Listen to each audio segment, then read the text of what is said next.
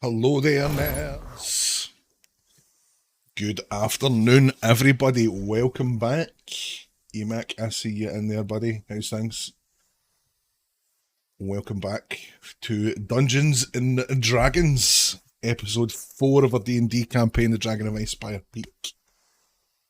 Exciting. Should be good today. There'll be stuff. Probably not much dungeoning, not much combat today. Today should be a bit of an exciting denouement from what happened at the end of our last session, and then some other cool shit we've got planned for today. So last minute mental prepping, looking forward to this again. Nice. Still prepping for the raid tonight. Emac, have you got a team together, bud?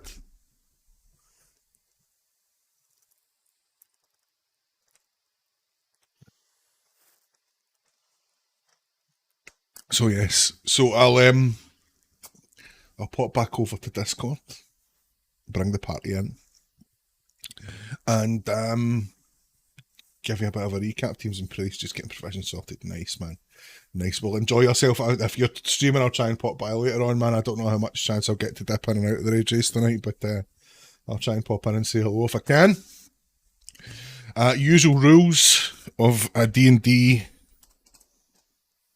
streams apply. While I am DMing the game, I'm not monitoring chat. I will not even have a chat window open. Mods are in charge. Behave yourselves or there will be consequences. And yeah, kick back and enjoy. I'll see you guys later.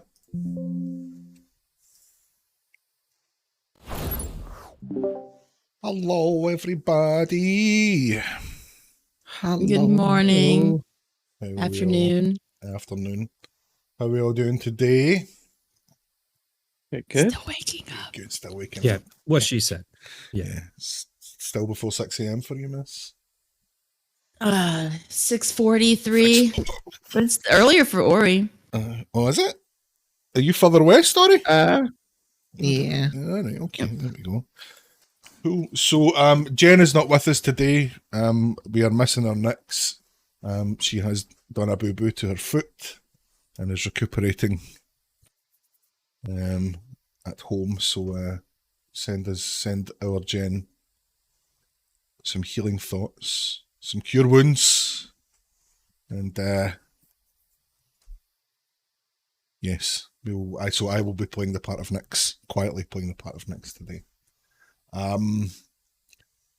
So last session, our party had an eventful one. Something happened with Vale that meant she invaded the minds of her party members, and she seems to have developed some new abilities about throwing some energy-based purple daggers from out of her hands.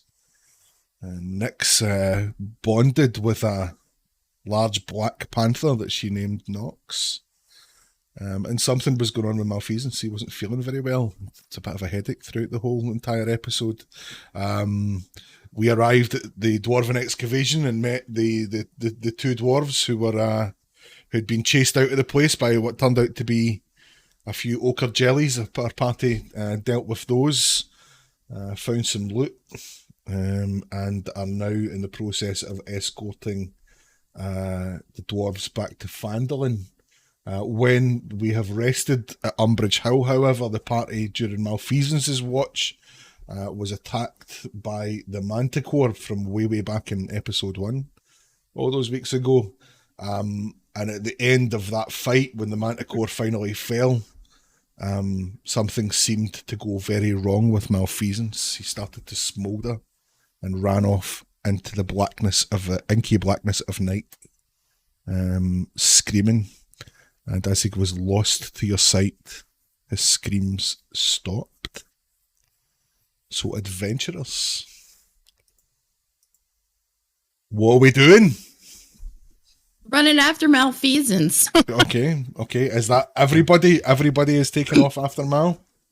Let's go get him. Okay. So, as you sprint off into the darkness of night, I am going to need everybody to make a dexterity check for me, please.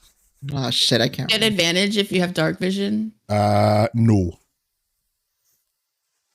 You get disadvantage if you don't have dark vision. No, just a straight check. Dexterity. Yeah. 8. Okay. 14. I got a 5. God damn. Okay. Good morning. Good morning, everybody. And I'm Nix, so I will just roll a Nix check. Nix is plus 6 Dex.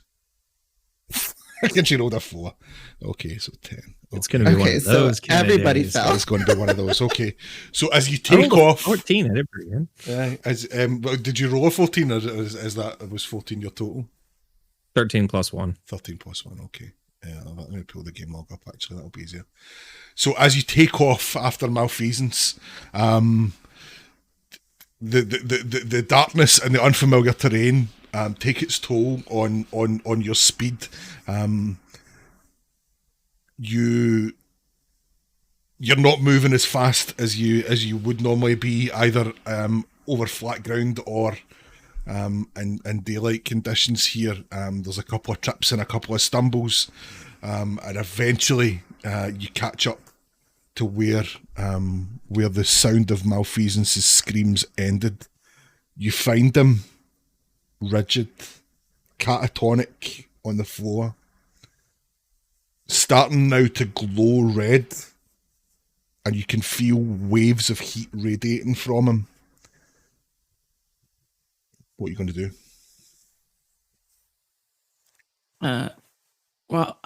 Vale's gonna rush up to him and hopefully feel the heat, but just still try and like tap him on his face. Mal, wake up! Nothing. No response. Still catatonic. You can feel the heat's rising. Actually, as you kind of touched and slapped his face, you could feel almost like it didn't burn your hand, but it was like, you know, that way when you touch a surface that's really hot, and you can sort of feel yourself stick to it a tiny bit, and you just get away from it. Like, that's how hot he is now. Like he feels like touching a griddle. I'm gonna look at the cleric and step away. Anyone else want to try anything? Should we get water? I don't know. Is there are there no spells? Like, I don't know. Can you investigate his being? Are you medical? I don't know. Can I do that? Yeah, make a medicine check. Oh shit! Where is that? Okay. Oh shit! Okay. Wow. 10. I got an 8. Okay. Great start this morning. I rolled a 1. You have plus 9 on medicine. Nice. Fucking hell. Right. Okay. So you don't notice any wounds on him. There's nothing appears to be wrong with him. What you can tell is that the temperature that he is running is way beyond the temperature that a half orc should be able to sustain. Like, it's way above like even a fever. It is actually like he is a heat source at this point. As you do that, as you check towards him, as you're looking him over, suddenly there's a violent flash of bright white light, followed by like a pressure wave of like an explosion. Everybody roll a Constitution saving throw. Oh boy. Saving throw. 15. Saving throws. That's just the Constitution. On the block on the isn't- top left on Dean. Save. Yeah. Okay, there it is. I rolled I rolled a 17. 1. Okay. Rolled a 1. Okay. So you rolled a 1. What is that with your mods? With mods 5. 5. Okay. You take 10 points of. Scott, 10 points of. I know you're not looking at chat, but Cybers has mentioned there's an echo on everyone except you on the stream. Shit. Right. Okay. Cheers, Cybers. Okay, I'll turn this off and that should do it then. Cool. So yes, you take 10 points of fire damage. Nico. Yeah. Everyone else? I got a 15. 15. You take 5 points. I got 17. You take 5 Can I points. use my uncanny dodge? Do I have uncanny dodge? I might be thinking about something different. I think you get that at level 2. You should have it, right? Oh, no, wait. I don't remember. That's cunning action. Yeah. No, I don't have it yet. I don't remember. 5. 5. Take 10 points. Fire damage. And Nick rolled a 10. She takes 5 points. I rolled a 15. I'm sorry. Oh, you rolled a 15. 5 points. Okay, cool. Yeah, sorry. Okay. So as your vision comes back and clears, you see that Mal's no longer there. Like he has vanished. What are you doing? Is there anything in his place, or Just is he just gone? the grass where he was laying is like scorched and outlined like a circle around his body, like a radius, like is burned out from where he was underneath him. As you look at that, you see about 100 feet away into like a stand of trees. You see like a gout of fire shoot up like 50 feet in the air. Running towards the gout of fire. Running towards the gout of fire. Okay. After I Because that's what you pull do. myself off the ground. Okay. Look at my singed coat. Just like. I'm gonna go ahead and use my. I'm gonna use my shifting power as a swift stride. So I get plus 10 to movement and 5 temporary hit points. Cool. Anyone else wanting to do anything? I'm gonna draw the bloodletter as I'm making my way toward the fire, just in case. The Veil's kind of partially running on all fours. Okay. I'm just seeing if Nyx has got anything that she might want to use.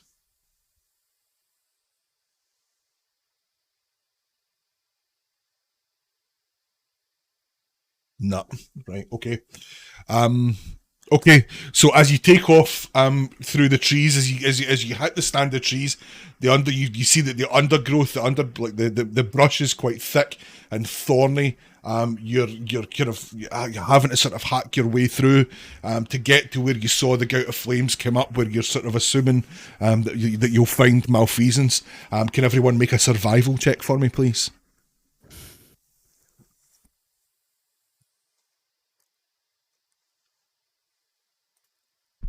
17 for Veil.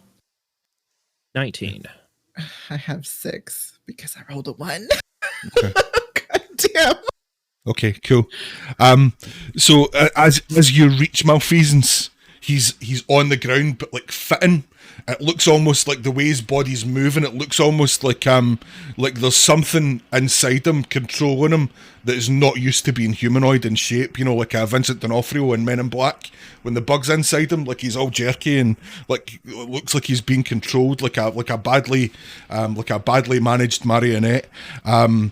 He's on the ground fitting and he's glowing even brighter now. Like you start to see like tongues of flame come up, like as his clothing burns away, like his usual kind of fine clothing that he wears is like burning away. As like tongues of flame start to like appear from out of his body. I want to stay far enough away, like that I think I won't get hit if he pulses again. Okay, how far away is that? 25 feet. Okay. How far away were we the last time you blew up? I was right next to him. Yeah. Bill was right next to him. You were all pretty close by, like within sort of 10-15 feet anyway. Yeah, I think I'll stay at about 20, 25-ish. Okay. Okay. What do you want to do? Do you want to try and help him in any way? Fuck all I can do. Yeah, I can't get Sorry. close to him. That is fuck all I can do. I don't know what to do. I'm gonna see if I can like get his attention somehow, like break through whatever this is. I'm just gonna yell as loud as I can in my, most persuasive noble voice. Mal, snap out of it. Okay, make a... I think probably just a performance check for that one then. Okay.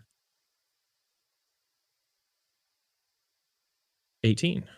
18, okay. You adopting your best, your best of nobility. Thinking back to like the etiquette instructors and the enunciation, the public speaking training that you had, you would have had as a noble youth. You summon all of that into your voice, and you scream trying to attract Malfeasance's attention, to no effect. He is catatonic. Gotcha. I'll I let don't know what to do. one more person try one more thing. What Nyx is gonna root around in her bag and pull out her water skin, and start just like spraying water on him, in an effort to try and cool him down. Which I guess Can I help? When I see her do that, I'm gonna help. Okay, so I'm going to roll a survival check with advantage then.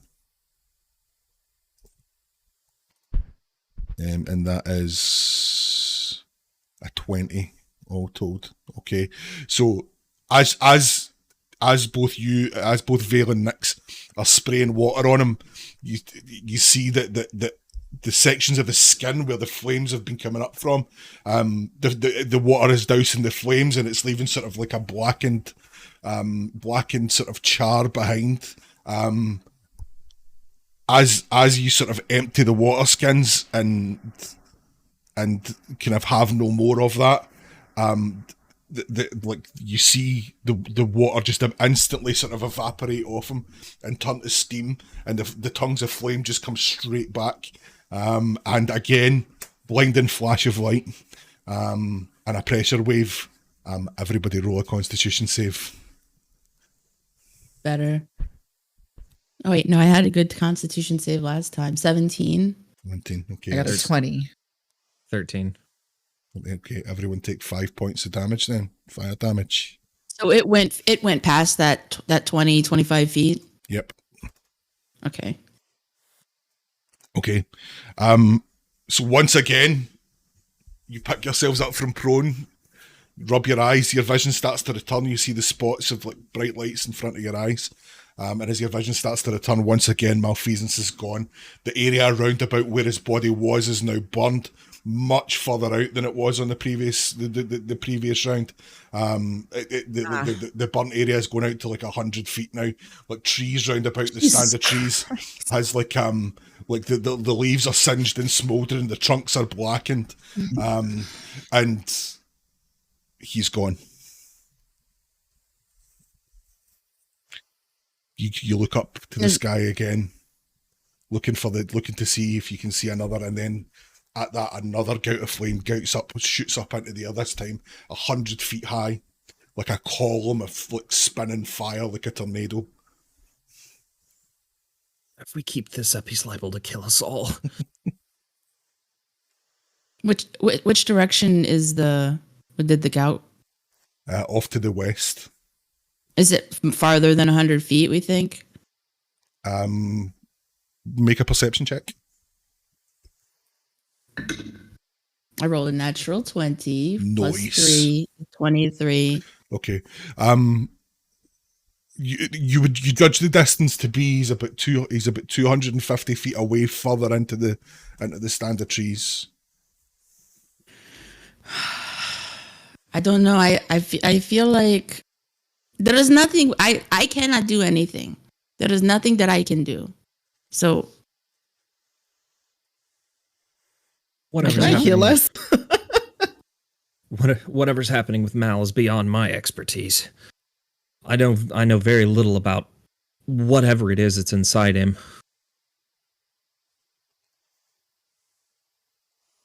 Nyx is just going to say, like, we have to help him. We have to do something, and she's going to take off running towards the spiral of flame.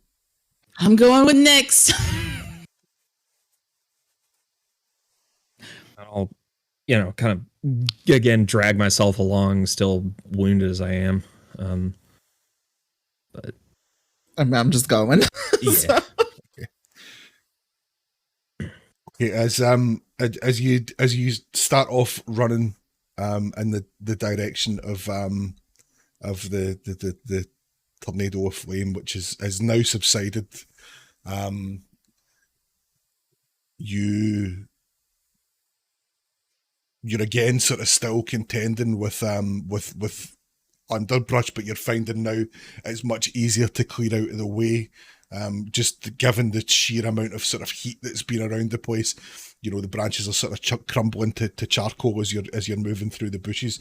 You come to a kind of wideish stream that you're going to need to try and traverse here. I'm going to need everyone just to make a basic acrobatics check for me. 18. 18, cool. 15. 15, yep. Sorry, I can't find it.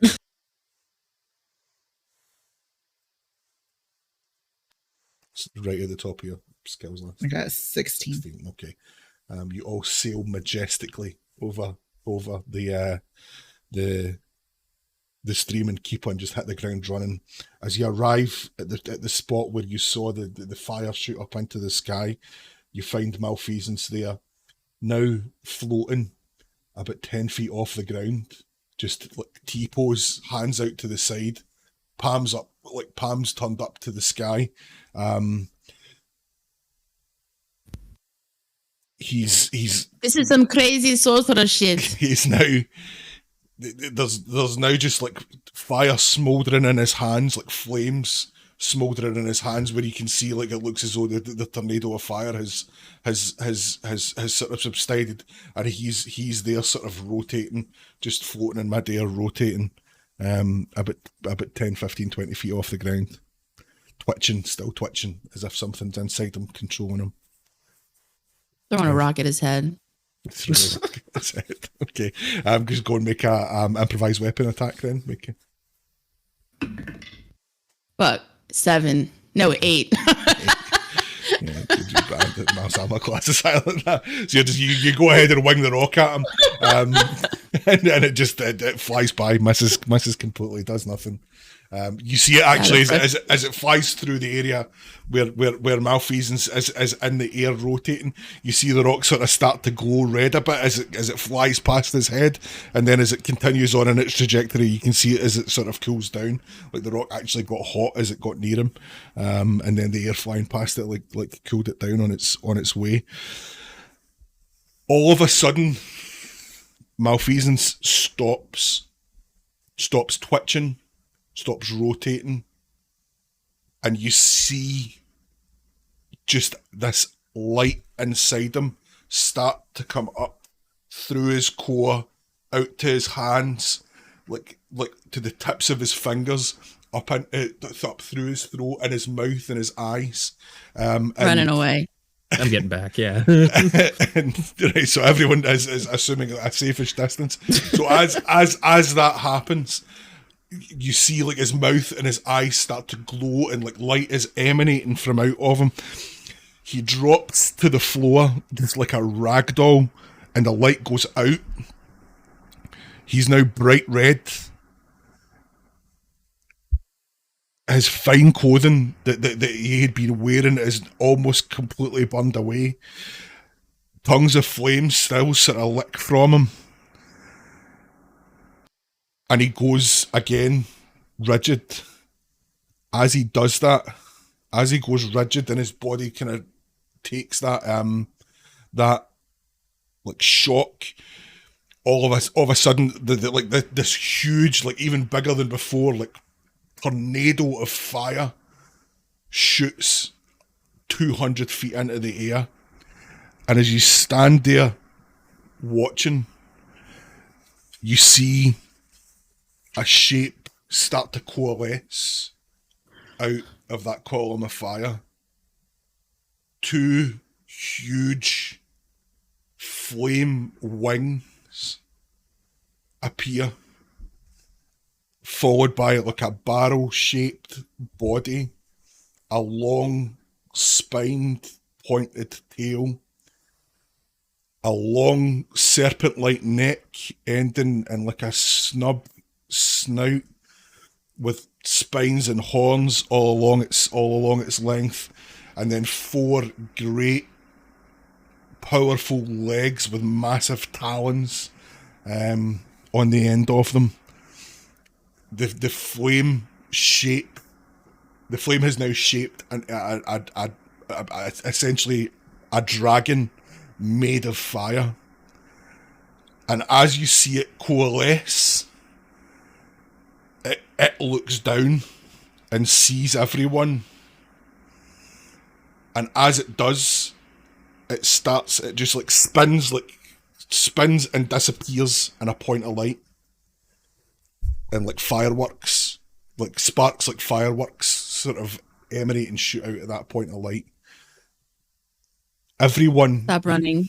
You all feel on your chest, above your heart, a burning, like a burning sensation, as if someone has taken a red hot brand from out of fire and just stabbed it into your chest. You all take another 5 points of fire damage. Motherfucker. I am not in good shape. And now, I really am. silence. I want to look at whatever just happened to my chest over here. Okay.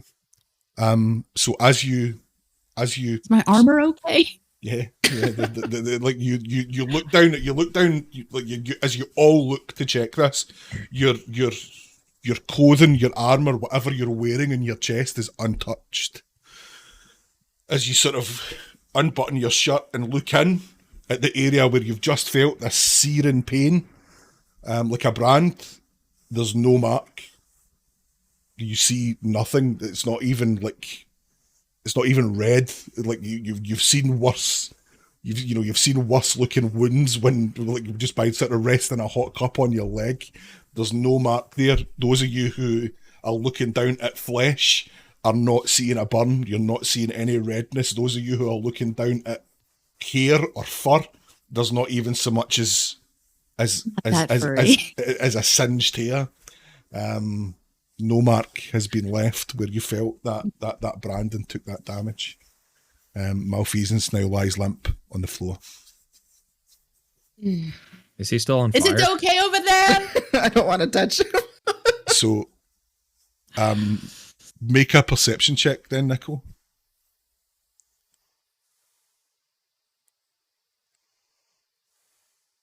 $17. Okay, cool. Well, with a high roll like that, given that you know Malfeasance so well and you've spent so much time with him over the years, you can tell that his colour has returned more to its normal red hue. He's no longer giving off the heat that he was giving off, although the area around him is scorched and scarred and smouldering. He seems to be back to normal. I'll make my unconscious. I'm gonna make my way over and kind of cautiously make our way over and kind of roll him over with my. Is he like on his side, like laying down in the? I'm gonna roll him onto his back with my boot so I can get a look at his face. Kind of do that, like kind of like I'm expecting him to explode again, just like. Okay. And you flip him onto his back. He doesn't appear to be wounded. He looks, to all intents and purposes, pretty normal. His is you can see that now that you're up close to him, and given that your sort of high perception check, you can see that his breathing's pretty sort of thready, and ragged. But other than that, he looks exhausted. He has the look of someone who's just sort of passed out from exhaustion. But as I say, his breathing is a bit ragged. Other than that, I think he's back to normal, or whatever passes for normal. Thinking about this time, Vale finally makes it back to everybody else. I think we should take him back to camp. okay. Let's take him back. Let's go back to camp and finish our rest. How are we gonna carry him? He weighs a ton. Drag him. So All right. It doesn't matter. So Nyx is going to go over and put her hand on Malfeasance' chest and cast Cure Wounds. Well, that's very kind. And you see that as you look, you see some of the sort of scorching just sort of heal over.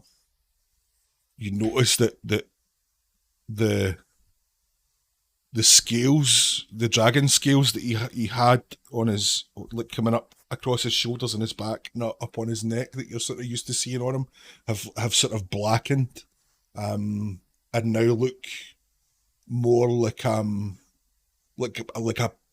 almost like a what's the word I'm looking for? Like a branded, like the scar from a brand. It now looks more like, rather than actual hard dragon scale.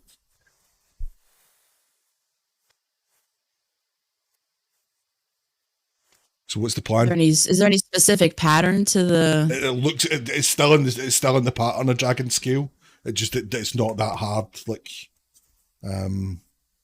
natural armor that he had, like that sort of burned away and left him with just like blackened, almost like it looks almost like a sort of tattoo in the shape of black dragon scales kind of going down his neck. Just to clarify, I mean, he's a half orc, but he already had red dragon scale, right? Mm-hmm. Okay. I always envisioned him looking like a dragonborn instead of a half orc. No, he's half orc with dragon in his bloodline. Okay. So what we're doing, trying to get him back to camp? We put him on a blankie and we drag him. Okay. Or we could probably maybe do it with like two people. I'm a little bit above average in strength. I can take. Can we set him up on Nox and have Nox take him? I am a skinny boy, so All right. Nox is Nyx is not. Well, she's not particularly beefy, is she? Okay, let's say that Nyx is going to help Vale carry Malfeasance, sort of like stretcher I'll take him under his armpits, and then somebody just takes his feet, and we could have two. If the four people are carrying, you know what I mean. I feel like we can do it. My -1 will help. we can be careful with like two people on either side. Like you're in a hospital, right? yeah. Without no. Average just makes like straight up strength checks with advantage. Oh, how do you do with advantage? If you right click your strength, and then click advantage. It's the green one. Shit, I already rolled. That's all right. Then roll it again. Just roll again. I got an 11. 18. 11. With a -1 modifier. Look at me go. Okay, so we'll say that's there's a 15. I got a 15. Cool. So we'll say as a group that's a pass. So like over the next, you've probably run like 600-700 feet from where you started.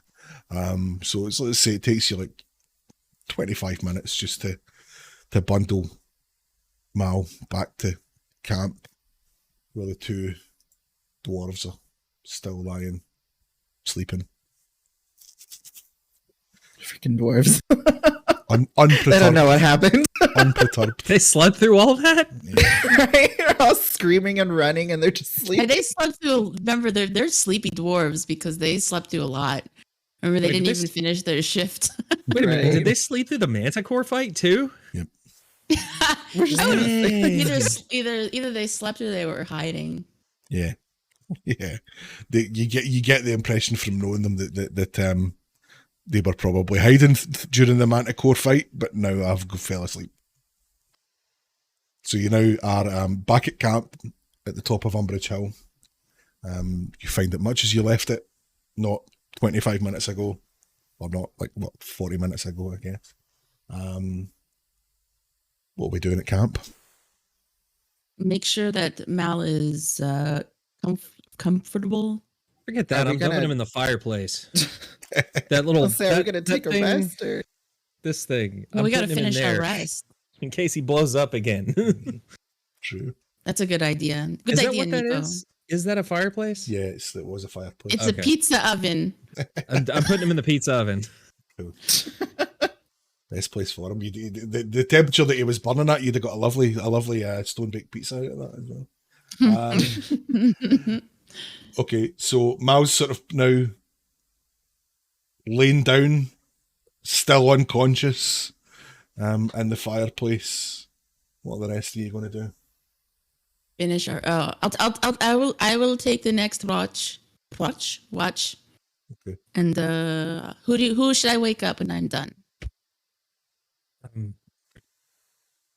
just going to sort of collapse onto the wall because I took a lot of damage during that, so I'm just sort of going to fall against the wall. Okay. It's like, right, okay, Wisp. I will wake you up when I'm. So I'll take the next watch and then wake up Wisp when my watch is done. All right, sounds good. Okay. We're just gonna finish our rest. Okay, so let's just say, for the sake of the DM's not a total bastard, that the rest of the night passes uneventfully, with no further attacks from any other recurring characters. So we can confirm our long rest. So you can confirm your long rest now. Given that was second watch. And that everybody has sort of taken a turn at watch and getting 8 hours rest when you all wake up. The last watch is taken by those goddamn dwarves. Yeah, but when you all wake up, it's sort of mid morning. It's like 10:30 when you all wake up. Ugh. Ow. I'm gonna throw a rock at Mal, not like as a damage, but to like see if he's awake. He stirs at the impact of the rock. Like a not like a but yeah. How does he feel about being in a pizza oven? So yes, Mal now seems to have at least recovered enough from his ordeal to be conscious. Welcome back, Mal.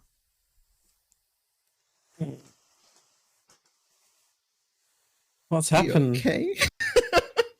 quite a lot, Mal. Are you with us? I feel cold. Really cold. I don't know why. You practically burned all his clothes off, so... Yeah. Yeah, where are my garments? Over there, and over there, And over there. and over there. They are ashes. You have made them into ashes. We don't know what the fuck happened last night, but you started screaming and you ran away, and then you started spouting gouts of flame, and then you fucking exploded on us twice, and then you threw up a dragon made of fire. Oh. I mean, that sounds eventful. The pizza oven was Nico's idea, by the way. That's one word for it. You don't sound that surprised. The last thing I remember is the manticore. But I feel so different today. I don't know if I've mentioned, but I've had a internal battle of powers. My sorcery is not natural. It came from orcs, and It feels like that part of me is either gone or suppressed, and I never knew what that power was, but something changed, especially after the psychic connection I had with Vale. Something just seemed to have dislodged, and I feel rather peculiar today. Peculiar good or peculiar? That's a hard word to say. Bad. I don't know if it's good or bad at this stage, but Do you want to kill us? no, no. Okay, that is the most important part. And I'm sort of hearing this and trying to pair it with my own like magical experience, limited as it is. And I'm like thinking about it, and I look at him and I'm like, Mal, can you still cast? Try for me. There's nothing there. So you see, All I Mal, feel is I feel strong, but yeah, I don't feel like I can cast. so when Mal kind of puts his hand out to sort of summon a fireball, like you've seen him do so many times, nothing.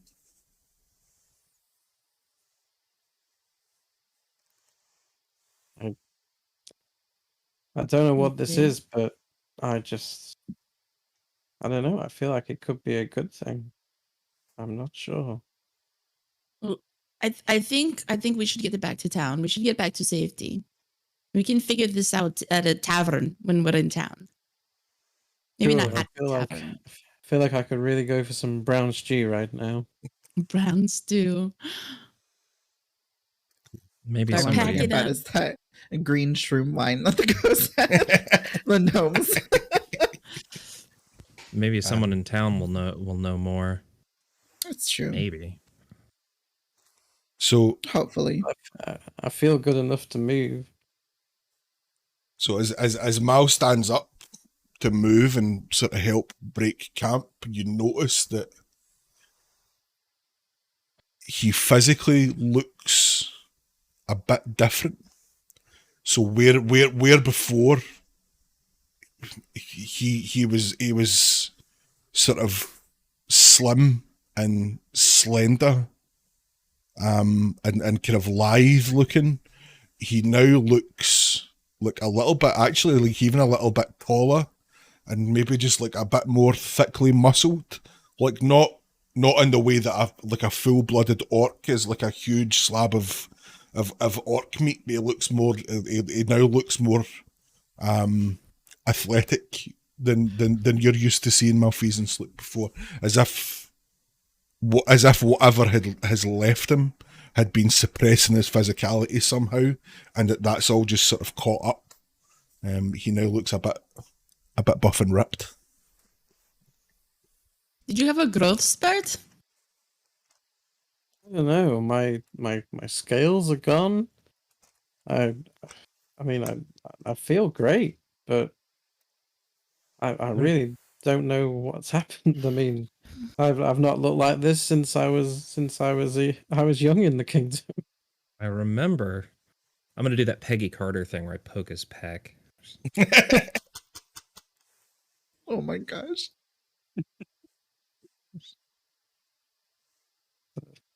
No need to be so familiar, Nico. Oh, I grab my stuff and I start moving because I don't know where this is going. okay. Nyx is just kind of sitting watching all this quietly as she sort of strokes Nox. And she's gonna kind of just walk over to Mal now and sort of give him like an appraising look and just be like, it suits you. You look better. And she just goes Thank back you. to sitting to stroking Nox. I was just expecting her to go up and be like, nice. Nice. Just grab his junk.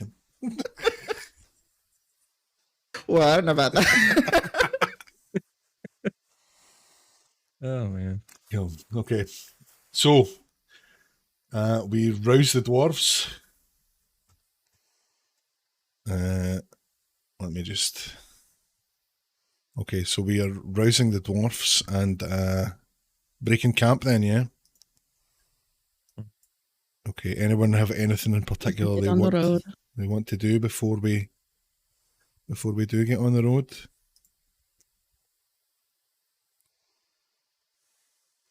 Think of anything. Okay. So Daislin and Norbus, the two dwarves, are kind of waking up and they look and they see malfeasance and they're kind of like, did we miss something last night? Did something happen? Yeah. You missed a lot. Quite a lot. We will tell you on the road. Okay, is there any breakfast? Nope. Oh, okay then. I guess let's get going. All right. Yeah, let's go. So you pack up and set off north towards the town of Fandolin. It's not far. Let me have a get my right map.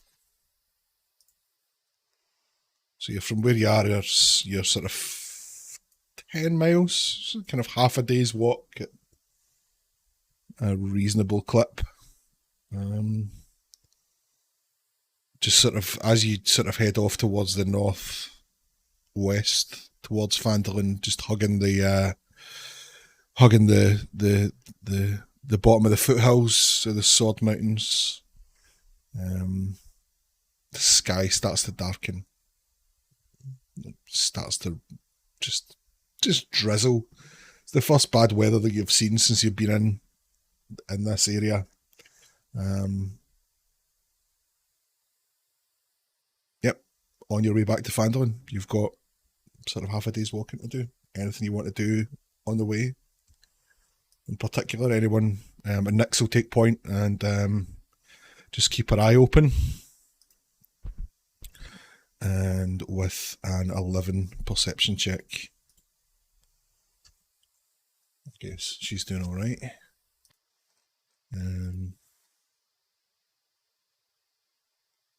Okay. So Dale as you is quieter than usual. okay, as you set Kind of off, feel. you're walking for half an hour or so, an hour, just under the constant, persistent drizzle, miserable rain.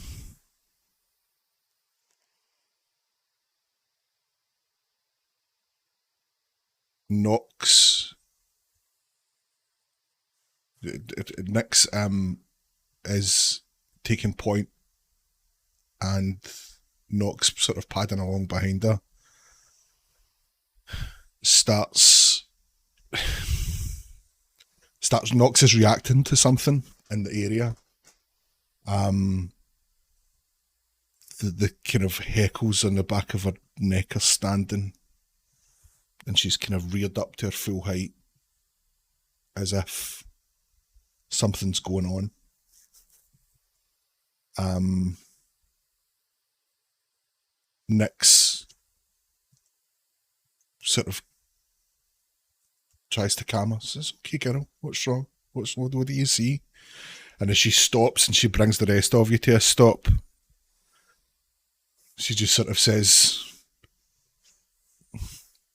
"Nox isn't right. Something's not right. Keep your eyes open." Keeping our eyes open. Okay. Everybody go ahead and make a perception check for me, please.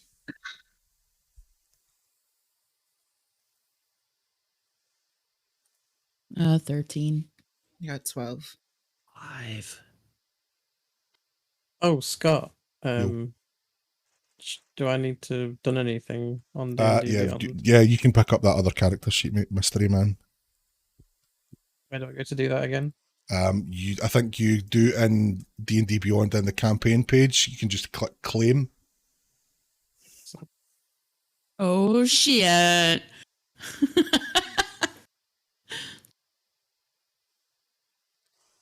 That will be your new character sheet.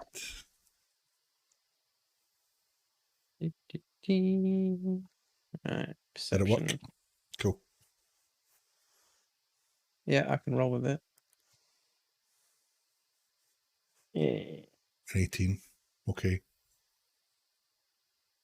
So the rest of you are looking, and all you see is drizzle and grey cloud.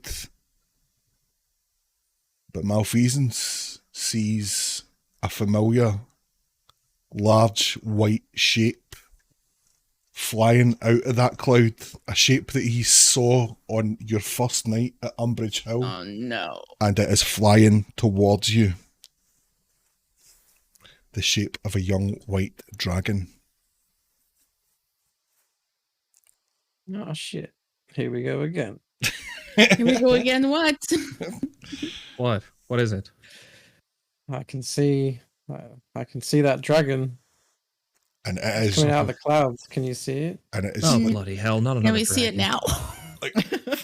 from the direction that Malfeasance is pointing, you can see, you know how like on a cloudy day you can still tell where the sun is from behind the clouds, so you can see the dragon just swoop down like in your direction. It has seen you and is attacking, so you see the dragon just kind of fly down out of the sun, and almost in an instant it is there on you. It lands in front of you. Everybody, please roll initiative. It's been nice knowing you, everybody. Here we go. So 3! shit. Let me get my stat block for. 18. Get my stat block for my dragon.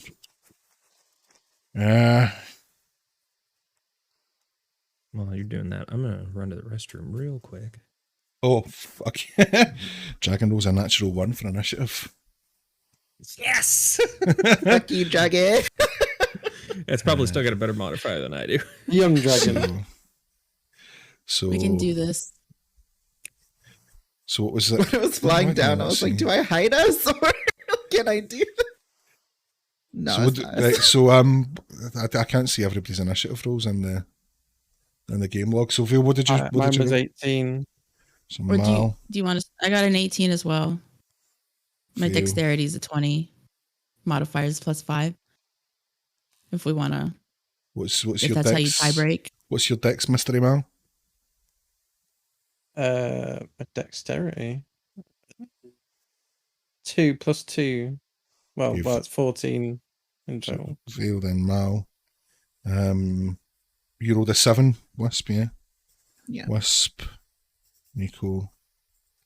Wait, what did I Nyx think. roll? Nyx was a 14 actually, so. And then Cryo Vein. Okay. Mal, at the top of the order. I What thought was- it was. It was Smith. I thought it was me. Yeah. Oh I no, thought it was sorry. Vale. I know, what did I write? I wrote Mal instead of. Is there a battle map at all, or are we doing it by Imagine? Are we Okay. doing it live? How You far can- away is it from me when it It's like- lands? It's like 40 feet away. 40 feet away. Is there anywhere to hide Nope, you're out in the open. out in the open? Sorry. I'm just So you're out. So to sort of describe the area that you're in, you're in the open at the base of the foothills. So to your right, on your eastern side, there is open grass hill going up. There's very little scrub or bush, or there's no trees or anything like that. Out to the west is just is like grass pasture, like plain okay. grassland. So you're open and exposed right now. Okay. We're all in one group. I'm going to use my 30 feet of movement to start running around counterclockwise towards just to spread out. And then I am going to use my attack action to throw one of my psychic daggers. The range is 60 feet. It doesn't have a short and long range. It's just 60 feet. Okay. Right, that's what I was concerned about because I was looking at a regular dagger, but then I looked at the psychic blades and I was like, oh, it's just 60 feet. Cool. No disadvantage.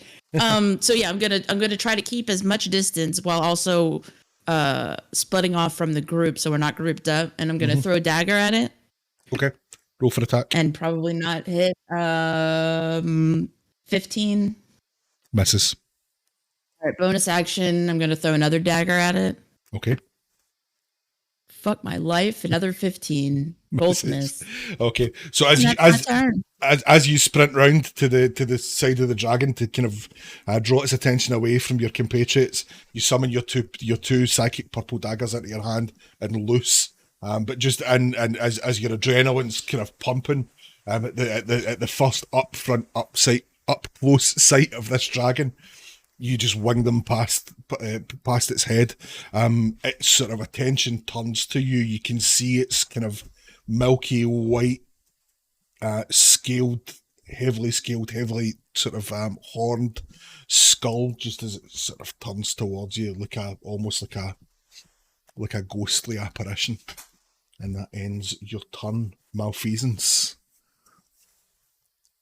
Okay, how far away am I from it? Like 30, 40 feet. Do we have a combat screen, by the way? Not for this one. We're going to need to do this theatre of the mind because it's a random encounter. Ah.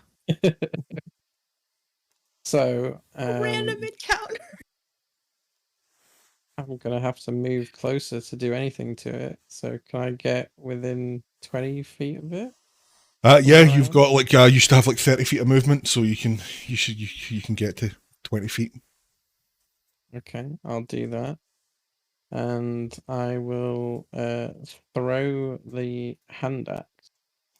Okay, go ahead and make your attack with the hand That's axe. right. Our sorcerer can't cast anything. Nope. and again, it's very poorly equipped for anything else.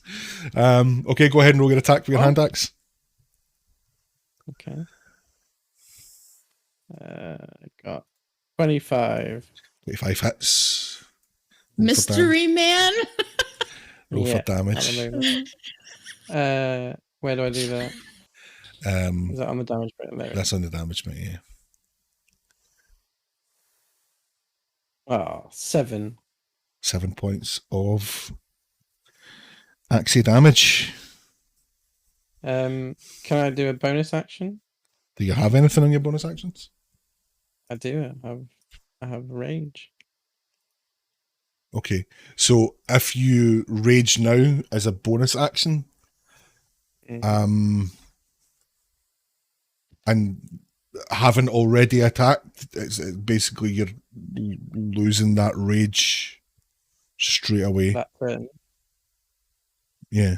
Oh, Could So he you have need- raged before he attacked? Yeah. So if you're raging, I would in future I would say you use your bonus action to rage before you attack. oh, it only shows up on the screen as a bonus action. That's why I thought. Yeah, like you can take your bonus action and your actions out of order. It doesn't have to be like action bonus. Oh, okay. Yeah. Sorry. So you I can didn't take know. so I'll allow it. Like this is your first day as a barbarian, so you can take your bonus action to rage and then your attack.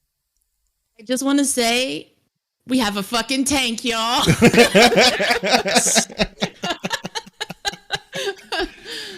Yeah, cool.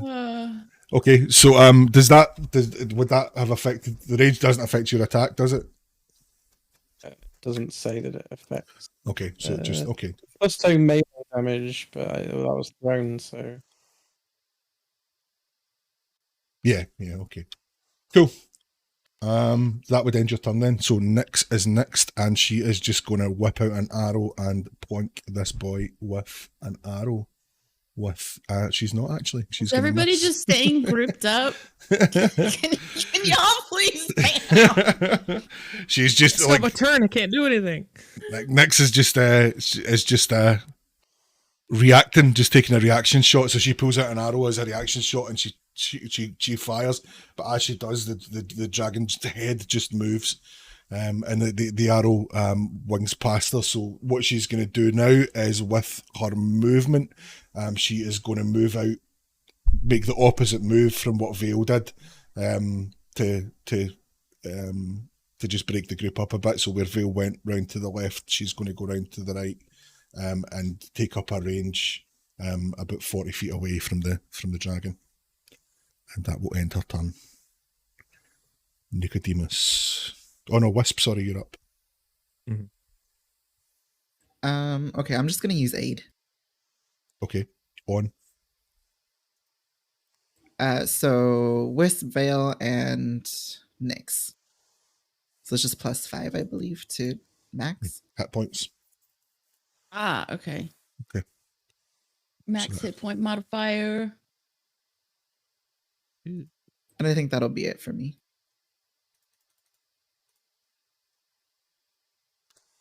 Okay. Nicodemus. Okay. I'm gonna break from the group in the opposite direction that Vale went. Splitting up. So going with Nyx. Towards where Nyx is. Mm-hmm. So I'll use my bonus action for Hexblade's Curse. To get that, was it? Bonus damage and the extra crit thing. Okay. And I'm gonna use my action to Eldritch Blast. Ooh, go ahead and roll your Eldritch Blast attack. 17. Hits. All Roll right. for Yes. damage.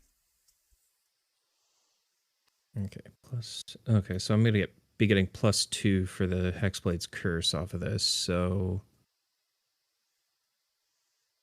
10 damage. 10 damage, okay. Cool. So that black and red energy encircles your arms as you loose it at the white dragon. He just catches that blast full in the face as he sort of rears back to make his first attack, taking him by surprise. He realizes that this is not the soft target that he thought it was, and he takes to the air, turns to the east, and flies back to his mountain lair. I knew I should have hit him. I knew I should have hit him. Nyx is just going to be like, "Good girl, Nox. Good girl," and give her a pet. Yeah, and she goes into her bag and pulls out a little bit of beef jerky and gives it. Here, take. Good girl. And she's getting one of the scratches behind her ear for giving us the early warning. Let's on get the fuck out of here. Okay. I don't want to see the dragon soon. So Nyx is going to take point and going to say, "I suggest we pick up the pace." So you only have about 5 miles to run, so I think we can do that. We can do that at high speed, if you wish. Yes. Let's do it. Okay. Cool. So we arrive in good time back to the town of Phandalin. Phandalin. So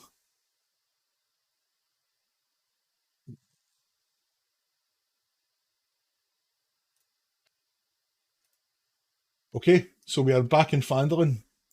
What do we want to do first then, party? What time is it? Approximately. Where's the sun? You'd say you woke up mid-morning. It's taking a couple hours to walk here. 10 minutes to fight the dragon. Lunchtime. Like a minute to fight the dragon.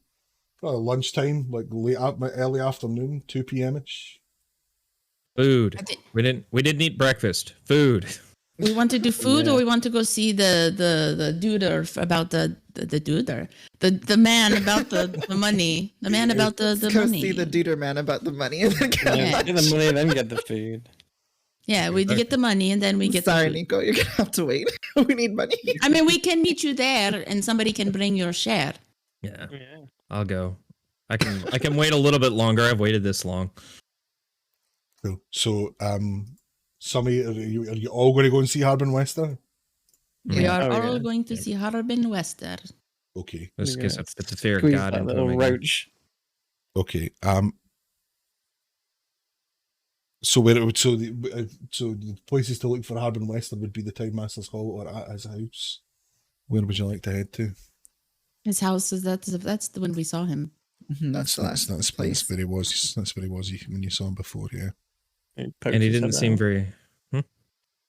That's where he poked his head out, isn't it? And basically wouldn't come out. I don't even think he poked his head out. I think he just shouted through the door. Oh, yeah. I was gonna say he didn't seem very keen on leaving that particular place. So he's probably still there. We've been through hell and back for this guy. The least he can do is give us an audience now. So All as right, you head to his house. as you make your way up the miners' trail into Fandolin from the south, you pass by the Lion Shield Coster again on your left. You see the familiar town square with the shrine to Timora in the middle. At this time of the day, there are a few sort of street hawkers selling their wares. Looks to be sort of just like the product of some hunting trips, game birds and such like. There's someone selling things like hose pegs and hairbrushes and combs and all that kind of thing. As you reach the crossroads, where you I'm gonna stop at the shrine, by the way. okay, but do you want to Do go? my same thing. So you're going to have to go past where Harbin's. So where Harbin's West. Oh, I thought we were past it. I'm sorry. I thought we were walking past it. Yeah, so you're just sort of heading up the path here. That's not letting me ping that. On here. Uh-huh. So this is the sort of path here that you're coming in on. See that? Okay. See that ping there, man? Mm-hmm. Yeah. So you're coming up here. So Yep. this is the shrine. This is Oh, okay. Wester's house. I thought we were walking by it. My bad. All right, no, this is Wester's. Okay. You want to go to Wester's house first, then? Mhm. Okay, so you head along the street past the Town Master's Hall, along to Harbin Wester's house. You see as you pass the job board on the Town Master's Hall, you see that the 3 jobs that you have just completed have been reposted for other adventurers to take up. We're but it grabbing them down. doesn't- just pulling them down again. Proper Okay. shit. Okay, so you arrive back at Wester's house. Familiar sight. It looks unoccupied. There are no candles burning or fire burning in the hearth. There's no smoke coming from the chimney. What are you Do you doing? think Was you that the bailed? last time we were here? Yeah, it was like that the last time. It looked like there was no one in. Okay. Well, I'm gonna walk up and rap on that door as hard as I can. You hear from inside. Oh my! Oh! It's like just the sound of fright. Who is it? If it's a dragon, you know what you can do. Who is it? Tell me who you are now. Well, it's not a dragon exactly, but it is the adventurers you sent out to do your bidding. Do you want to come out here? No, you've returned. Have you carried out? Have you done those jobs? And then some, sir. It's time you came out and faced the party. Oh, I don't think I'll be coming out. What have you got for me? Didn't we Well, we have some stuff? these 2 dwarves with us from the dwarven excavation. You just see like all you see is like a curtain twitch a tiny bit, and he looks at and you can see like an eyeball, like the corner of a big red mustache. I wave at him. Okay. and the curtain goes back, and he'll he says, and the agreed upon price for bringing the warning to the dwarves was, I believe, 25 gold. And you look, Was that it? and as you see, you hear like a kind of scuffing noise behind the door, and then a gold piece gets poked out from underneath the door. 1! And then another gold piece from underneath the door. 2! And it goes Oh, on for like God's sake, man, open the door. Is it locked? Is the door locked? that. You're going to try the door? Mal, Yeah, I'm Mal. gonna try the door. Yeah, I'm gonna try the door. If it's locked, just let me unlock it. The door's locked. Uh, The door is I'm very gonna locked. I'm gonna Vale, pick the can you get lock. us in? I'm gonna try to pick the lock. You're going to try and pick the lock, okay. Make a check with your thieves' tools. Add your proficiency. 19. 19, okay. If it's not enough, I'm gonna add a psychic die. Okay. If I fail, I'm gonna add a psychic die. Okay, well that's enough. I mean, albeit that he's the master of the town, and he is a bit paranoid. As a frontier town, none of the doors around here are going to be that hard to unlock with a 19. So you sort of deftly whip out the thieves' tools, and the lock picks, and it just falls before you. This lock, and you open the door to see the sight of like a squat human male, kind of red-headed, dishevelled, like wild hair, like what looks like it should be a well-groomed moustache and beard all over the place, as he's sort of crouching down behind the door with a bag of gold coins, and he just sort of looks up at you as if he's been caught doing something untoward. Sir, you just needed to open the door and just give us the honor. We did all 3 of your quests. Please pay us and stop being so freaky. Okay. I'm just gonna look at him and be, stand up straight, man. Show some damn self-respect. So what all Wester does is he takes the bag of coins, weighs it in his hand, puts it on the doorstep outside the door, and slams the door shut. And then you hear locks and you hear chains. Go back. You've got your money. There'll be more dropped on the board in the next couple of days. Get away from the door before you attract the dragon. Go on. The dragon's well- back in the mountains, fool. I'm gonna start counting the money. Okay. So the agreed upon price for the 3 jobs was 150 gold. Because you've given him a fright, he's actually threw a purse with 225 gold pieces at you. Nice.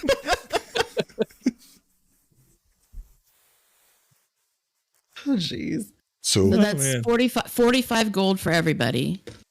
Yes. So I will pass out the gold. an additional 45 It is- gold pieces each. It is everybody's share. then you're out of that 45 again. gold. And we still have these gems to get assessed. I mean, we still have these gems to get assessed, and I don't know if people want the full gems or if they want the gold.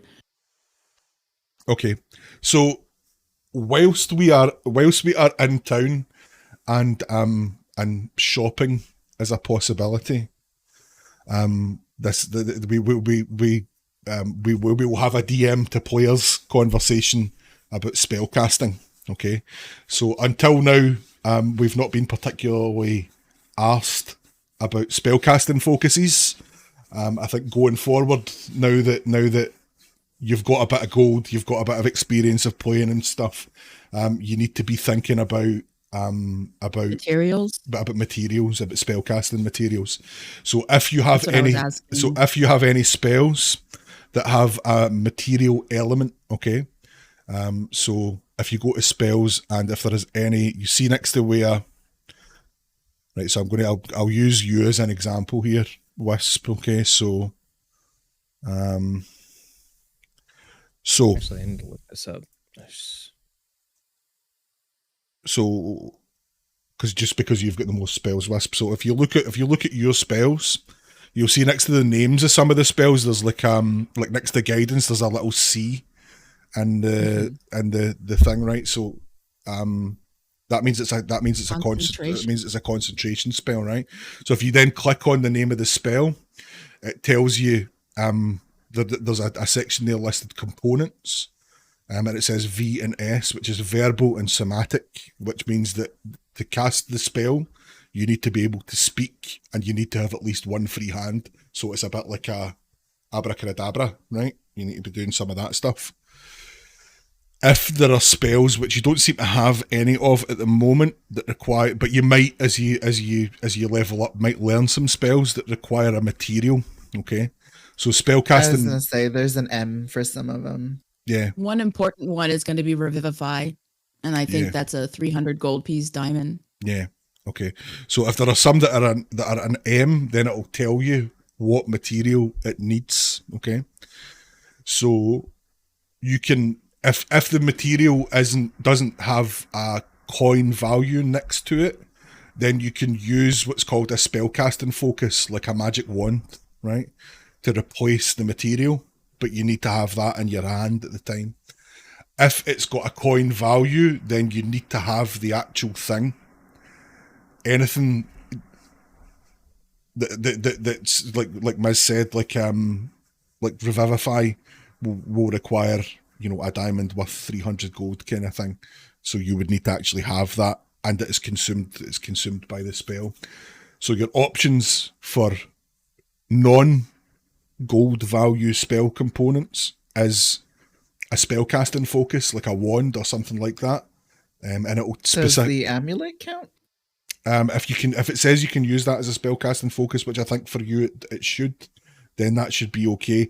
Otherwise, you can buy like a component pouch from a sort of general store, which would have those I think components. for clerics, they It's- just use their holy symbol. I Yeah. thought, Yeah, for clerics. But yeah, for like sorcerers and wizards. Oh, like yeah. wizards are never have Cleric or money because paladin they have can to use spend a all their holy money on. symbol. Yeah, It's a spellcasting focus. yeah, wizards have to spend money on like fucking paper and ink and, And then- shit like that. and Their wizards are typically incense and poor. stuff. And you said the Yeah. focus only worked on things that didn't have a money value, or so if it has a money value, then you can't use your focus for it. You have to actually have the thing. Yeah. So yeah. So if you have a look at your spells, and if there's anything that's got a money value, then you're going to need to try and get that from somewhere. Before you can use that spell, and the same goes for the rest of you. Some of you, albeit that you're not pure casters, some of you will learn bits of magic as you go. So the same thing will apply to any spells. that and the need money material value should components. be with the materials, right? It does, yeah. It Yeah. will specifically say on the spell if the material has a money value, so that you can use it. So we have these 15 mixed gems, but I don't know if anybody needs the actual gems or the gold. Okay. I So- don't need any gems. I don't either. So there's nothing of sort of particular high value in that bag of gems anyway. Anything that that is what you would call like a precious stone is sort of too small to be of like sort of spellcasting quality or value. There are a couple of rubies in there, but they're like really small rubies. The rest of them are kind of the larger stones, are sort of semi-precious stones, so they're all probably going to work out to be kind of roughly around about the same kind of value. Did Mal keep all of his different currencies from his previous? I have not transferred your. In fact, no. I think I did. I think I did transfer your currency over on the Mystery Man character No, sheet. you've given Mystery Man 146 gold, whereas That's I think I had 30. No, I think Mal had 146 gold when I looked at him. Because he came from Oh. nobility, right? I think Yeah. you said you had to adjust it. Yeah, Um, yeah, I had it. I had like some silver and copper, maybe. I Aye, don't but know if that was you had in there 11. as You a had 11 in gold. platinum pieces as well. Yeah. So so those are worth 10 gold each. So that's like 110 Oh, gold have worth you, of have you platinum just already. have you just transferred it all to gold? Yeah, so I just transferred it all to gold pieces. Yeah. So rather do than- I add 45 to this? So yeah, so 146? add 45 to that. Yeah. Cool, thank you. Okay. So All swimming in it. Mal's caked. Mal's caked up. The stew's on me. The stew's on me. So what do you guys want to do now? Now that you've been paid and terrified the town master? I think that let's go appraise these gems, and we'll sell the gems and split the gold. And I have some things that I need to do after that. Okay. I need some new clothes and some armor. No, I think Mal needs some new clothes. He's wearing like a fucking loincloth and barely any shoes. Yeah, I need some clothes, and I feel like I could use a different weapon. Yeah. Okay. So, as a reminder, the vendors that you have in town that you're already aware of are there's a smithy. If you wanted to have a look at improving any of the weaponry that you currently have in any kind of way, there is the Lion Shield Costa for all your weapons and armor needs, and there is Magical Walmart, yeah, and there is Barthen's Provisions for all your adventuring equipment needs, as well as there obviously a delivery service, like a post office, like a D&D post office. You could get a service like that at the Town Master's Hall. There's not a specific place that would do that, but the Town Master's Hall would be able to sort of send messages here and there for you. Okay. Can I go get the gems appraised? Okay. At the, I don't know. It's not. Would it be the provisions? Or the smithy? Like maybe they could use it. You could check. You could check. You'd need to ask around. Like there's okay. none of those vendors that you already know about are particularly there's nothing sort of jumping out that would say they would use gems, but they're all locals. They might be able to point you in the right direction. Okay, I'm gonna look for somebody to buy these goddamn gems. Okay. Mal's gonna go to the Magic Walmart and have a look at the wares. Okay. How many people want to go with Mal? Okay, so Nix is gonna just sort of wander about just now. She's just gonna sort of sit in the town square, just with her back against the Shrine of Timora, with Nox, just sort of playing with Nox, and enjoying the day in the rain. So that was everybody except Vale going to the Lion Shield Costa to look at weapons and armor and stuff. Was that right? Yeah. I think so. Cool. So, as you enter the Lion Shield Costa, as the DM stalls and looks for his notes on the NPCs within,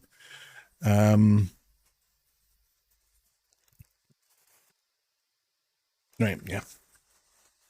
So you enter the Lion Shield Costa, and what you see is a large, well-stocked shop floor.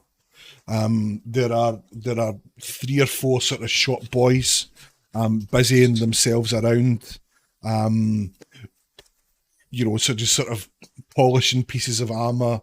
One guy sort of sits in the corner with on like a sharpening stone, just sort of sharpening swords.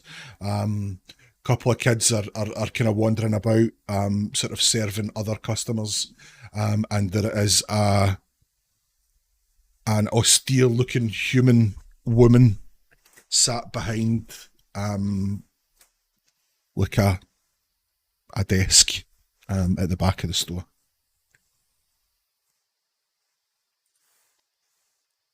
What do you want to do? I want to. Well, is that who I speak to like find out what they have for sale, or do I just? You can what's for sale? Yeah, you tell me what you want to do. What is Mal doing in this circumstance? Well, as the gang have mentioned, Mal's in need of something to cover himself up, so I guess I'll look at armor first. Like I would probably need like a chest piece of some kind. Okay. So as you sort of step further into the shop, the woman at the back behind the desk sort of peers at you over little half moon glasses, and she sort of straightens them up, and she's like, "You there? put some clothes on. You can't just come in here dressed like that with yourself all hanging out. What are you doing? I was hoping you could help me. I have He nothing. means with so I need clothes. place. Yeah. He means with clothes. Sorry. Yes. I had Okay. to- Let's get you into some clothing as soon as. What happened to you? It's It's a long story. Did you have a run in with a red dragon or something? In a way. Just look at me. Right, That's okay. a little too close to the truth for comfort. Okay then. Well, let's just and she's gonna sort of summon a couple of shop boys over, and she's like, these two lads here will help you out. My name's Lenine Greywind. If you need anything particularly bespoke or anything like that, then come and speak to me. But otherwise the boys will sort you out. And like two young shop lads come over. How can we help you, sir? Okay, well, I basically need head to toe armor outfit kind of thing to Oh, okay, cool. cover Okay. my dignity and give me some protection on my adventuring. Sure thing. We can definitely help you with that, sir. What about what? I guess what type of armor would you like to be? Would you like to be wearing? Would you like something light that you can move in, like leather or studded leather? Would you like something kind of in the middle, like chainmail or something like that, or maybe like a scaled mail or something? Or are you wanting to go, full on heavy plate armor? I think the middle one would be good because I'd still like to remain a little agile. Okay. You should be proficient in all kinds of armor anyway, shouldn't you? Oh, okay. Mm, Let's go for the bar- heavy stuff then. If I'm going to be tank, I'll go for heavy Oh, stuff I- then. I- Barbarians wear are armor? they are proficient in light to medium armor, but Light you also medium. have the unarmored defense feature to keep in mind. True, yeah. So You what get, does that I think mean? you get more AC if you don't wear armor Yeah. at all. Yeah, basically naked, you have a 16. It's Oh. because So it's I your could just deck. get, just get light stuff in it, and it won't make a massive difference. Even Well, like you you won't- could even just get clothing and it won't make any difference to your AC. You still have an Okay. AC So you're 16. saying he has to get even more naked. Yeah, Even Maybe I naked. shouldn't have gone first because you guys seem to know what you actually do in this situation. Yeah. Well, clothing then, I guess. Let's get some clothes on me. Something flattering, something nice. Okay. I mean we've got a barbarian. we've got a range of just sort of everyday clothing. Most of the clientele that we get around here are just farmers, though. I mean, if you're looking for sort of everyday homespun, we can definitely help you with that. Otherwise, if we can we do have some finer clothing, but it's likely to be pretty expensive. And I mean, no offense, but You're steering me in all kinds of directions here, boys. In that case, I guess I'll go. Is the cheaper option some light armor, no, some leather-bound armor? The cheapest option is no armor. the cheapest option. Well, I've just been told that I'm freakishly naked, so I don't understand. I what mean, the you can solution wear is here. like Someone help me out. like A burlap sack and cut a hole in it for his head. anything that doesn't have an armor class basically is what you're looking for. So anything that's Get the man a shirt and some pants. that's clothing, like a shirt Yeah. and pants. Yeah, just So just like fine. shirt, pants, boots, general clothing. Yeah. Great, Okay. fantastic. So We got there. okay. So a full set of common clothing is going to be on the nicer side.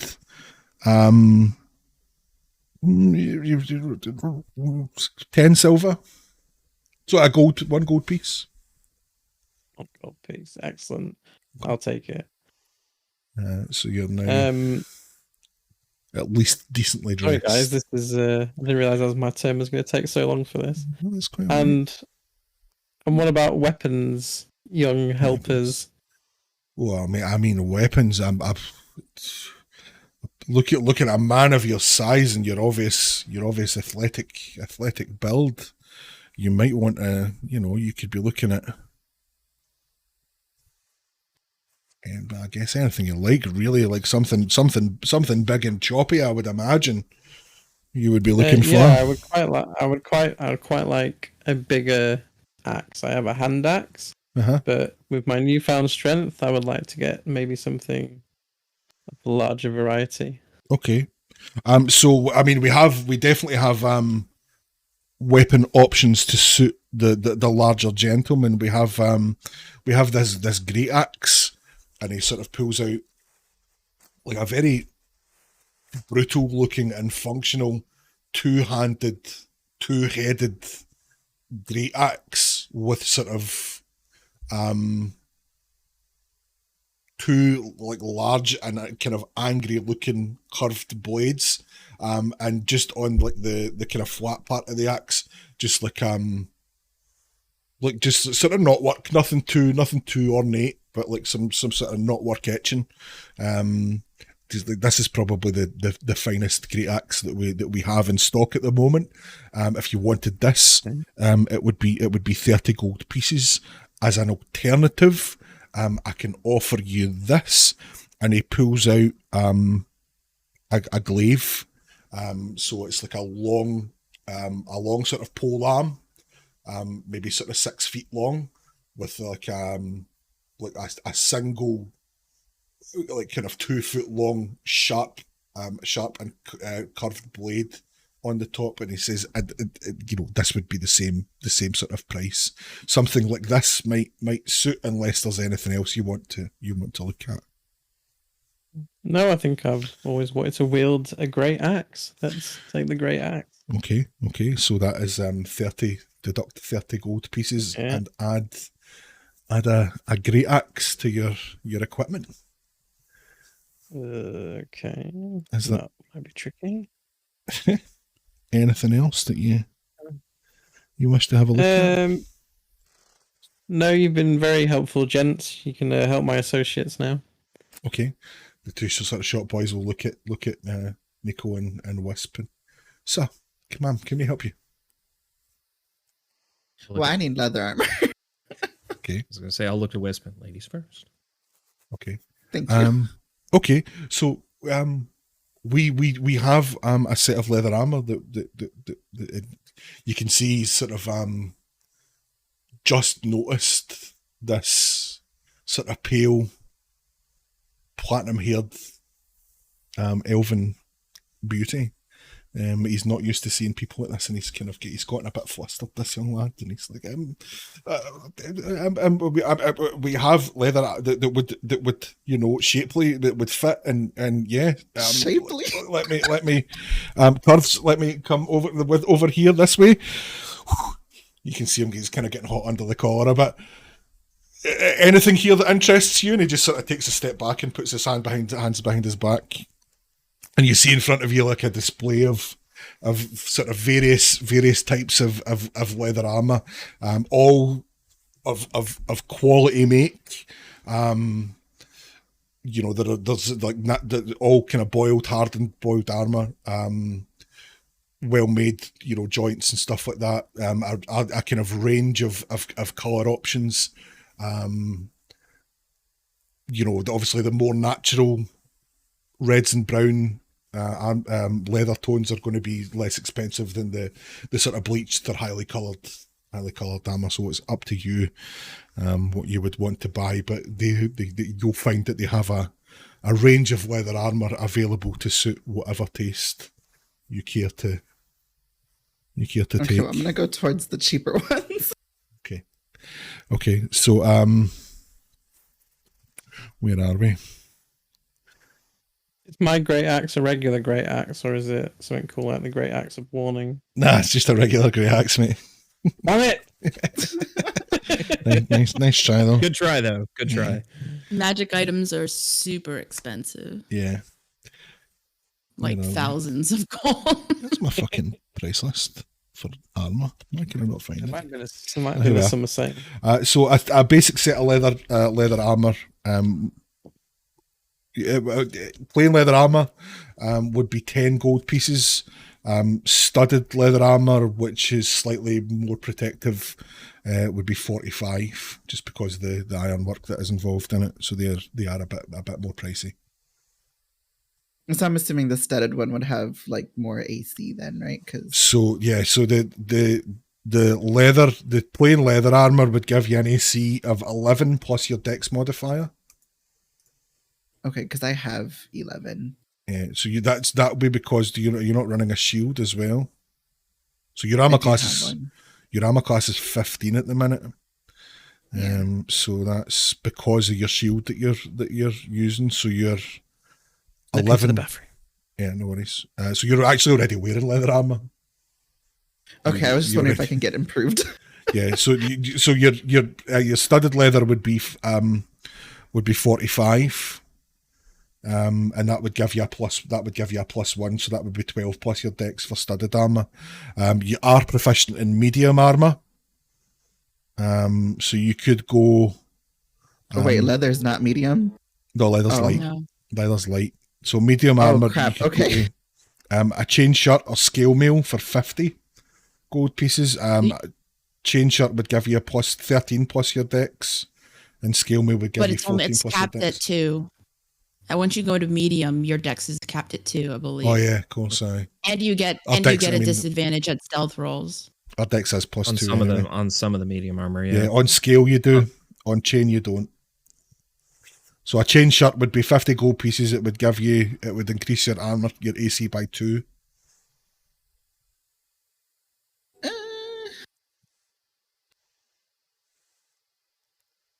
Okay, well, and okay, so the studded's not going to do much then, right? Nah. Like at all. Studded would be +1. The chain shirt would be +2 for an extra 5 gold pieces.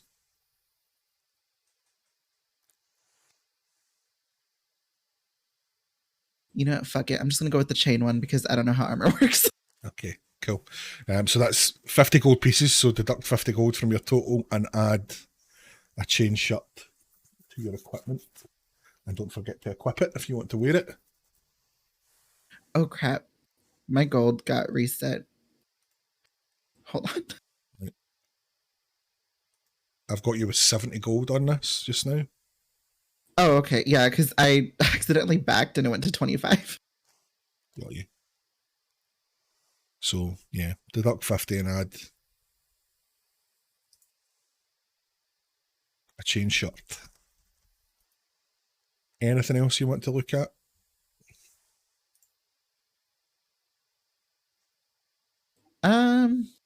No, I think that'll be good. Thank you.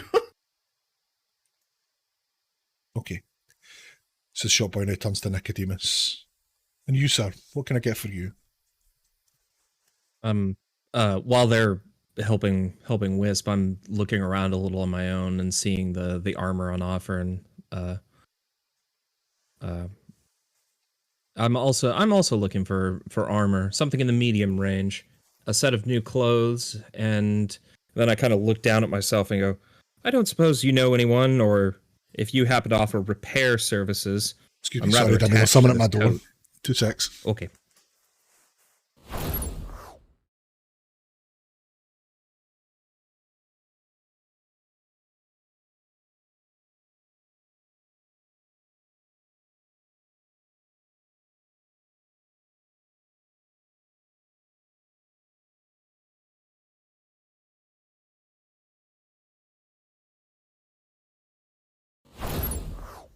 Sorry about that.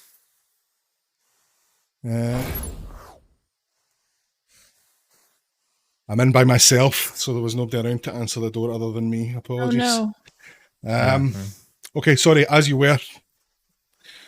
Oh. Sorry, so you were looking for some armor and some clothing, yeah? Yes, and do you repair garments here as well? And I'm looking down at myself and going, I'm rather attached to this coat. Yeah, I mean, we should be able to take care of that. Let me have a look, if you would, sir. Yeah, I'll doff the big black coat, kind of fold it up and hand it to him. Okay, so he kind of takes it up to Lenine's desk and she kind of takes it and looks it over and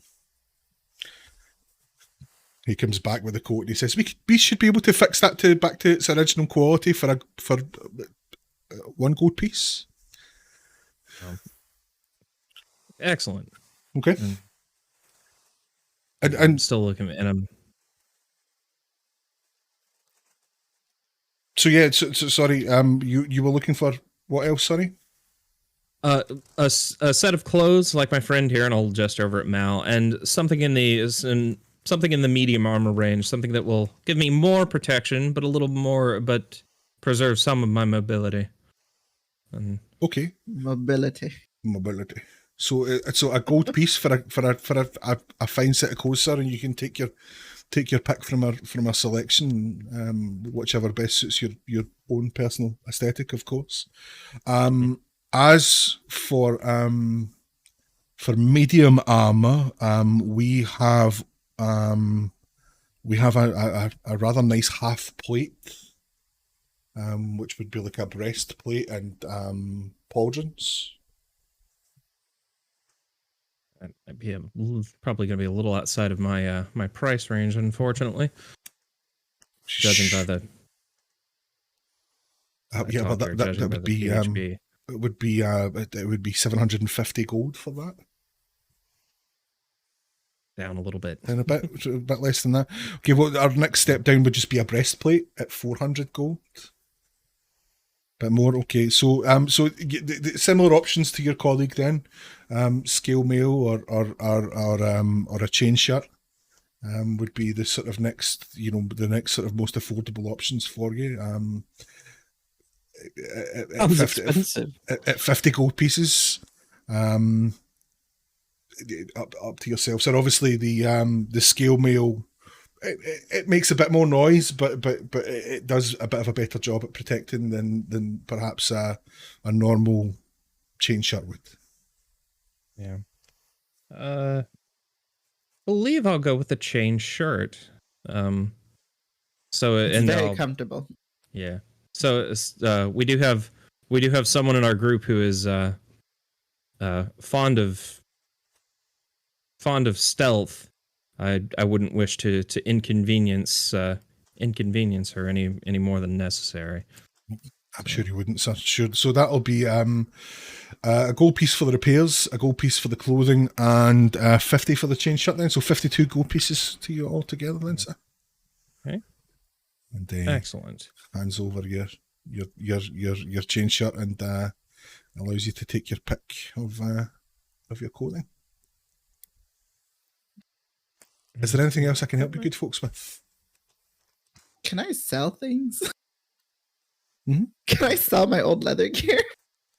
You can, yeah, you can if you want. We'll take that off your hands for 5 gold. Sure. Bargaining with. Okay. I also have a suit of leather armor I'd like to offload. Okay, if yeah. I can. Same 5 gold to you as well then. Perfect.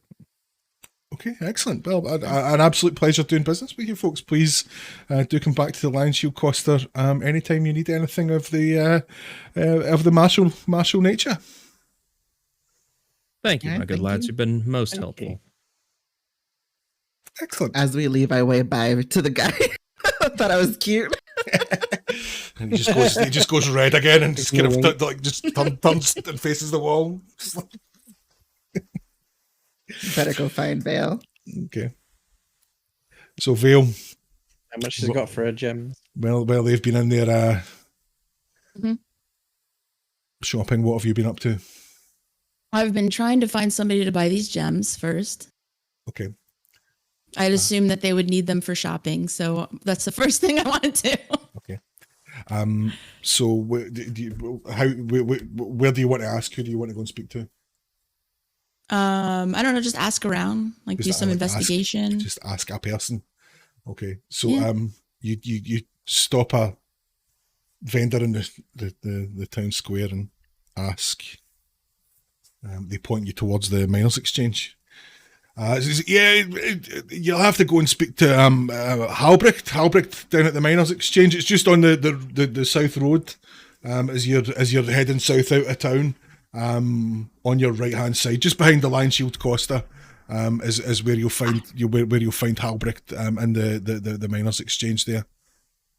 Okie dokie. Thank you very much. And if I pass the shrine of Timora, I'm going to stop there and do the same thing where I take my silver coin and I kiss it and I say, "Thank you, smiling lady, for looking upon us on our adventures." And I will put the gold or a silver piece in there.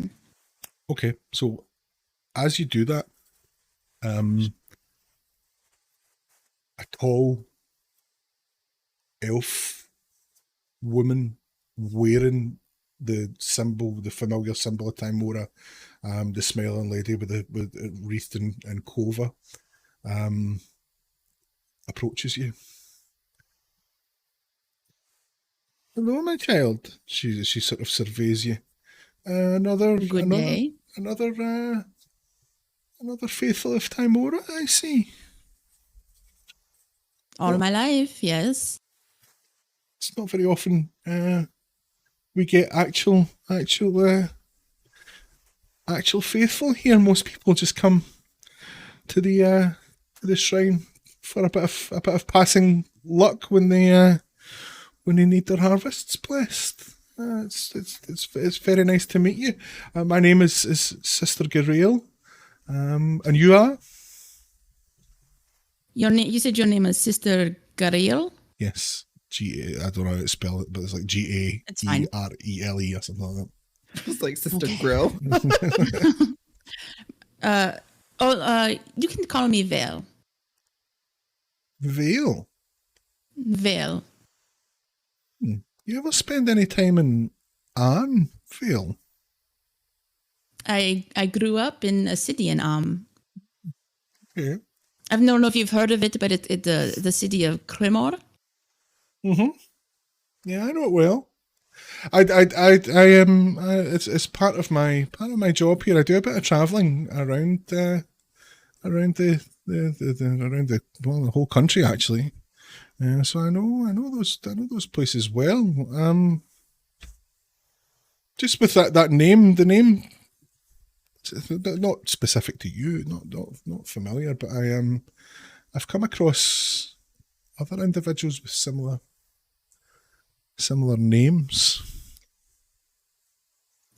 Well, if you've been to Cremor, and you've heard of other people with similar names, then I'm sure that you know that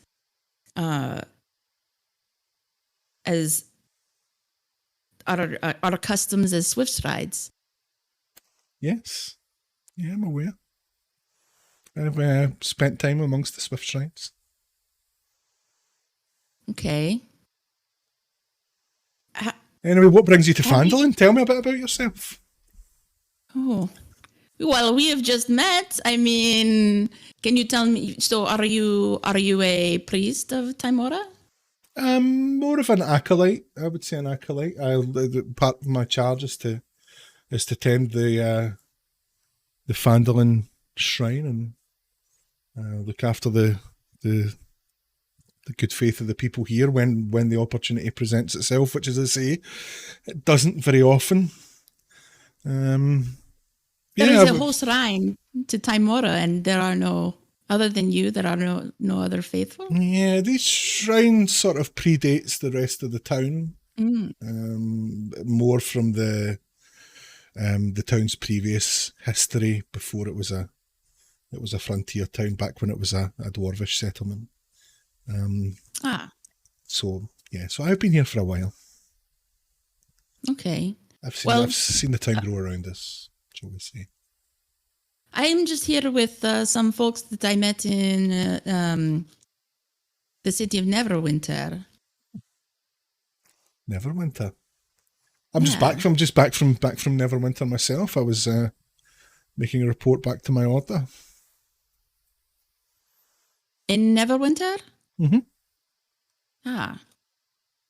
Well, we came down because we heard that there were jobs, and I am trying to, I don't know, perhaps you have seen or heard of her. I'm looking for a woman. She looks maybe something like me, possibly also Swift Ride, maybe. Her name is Elena. I mean, I've never seen another Swift Stride here. You're the first I've ever seen come through Fandolin. I mean, she may look human. I don't know. Okay. Why are you looking for her? Well, I have a history with her, and I just want to catch up. Okay.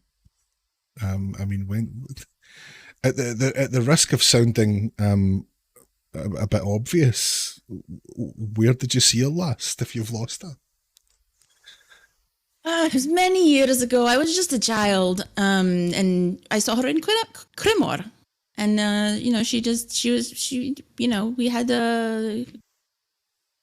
we had ties, and then she left, and I'm just looking for her. Okay. So she left you when she left. You haven't seen her since you were a child. Right. That is true. Maybe that is why my memory of what she exactly looks like is off. Like. This might sound like a very off the wall question. So please excuse me if it does, but she was your mother, this person that you're looking for. Sure, she was my mother, and I'm just looking for her because I just feel like, it's a good idea.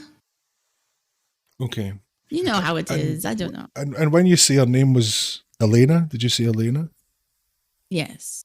Would there be another name that she might be known by that you know of? Not that I am aware of. Okay. Oh, well, okay. Perhaps Ilgoti? Okay. That's not a name that I'm familiar with. What? Again, and please do excuse the questions, but do you know why she left when you were a child? Why you haven't seen her since then? Idea. I have no idea. I asked my father, and he would not answer me. Just not like talking about her. I don't know. Mm-hmm. You hear in your head. You've had the headaches, haven't you? Can I answer back in my head, or do I have to answer out loud? Mm-hmm. I'll think yes. Okay. Right. So Garael then says to you, this isn't my only job as being an acolyte to Time Mora. I'm part of another network, and part of my charge here is to keep an eye on any underground activities that might happen along the Tribor Trail. And Fandolin is sort of my base of operations for that, so I can't guarantee you that I will be able to help, but I have some suspicions about maybe not necessarily who this Elena is, but certainly I might be able to help with the question around why she left.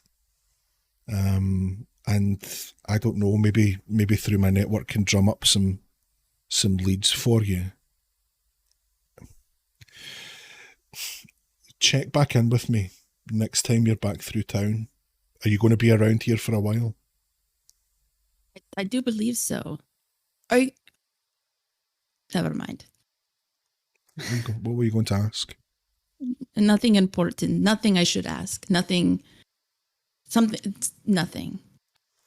Okay. Well, You hearing your head again? Are you sure? yes. Okay. I do appreciate your help. I don't know why you're helping me, but I'm not going to question it. Let's just say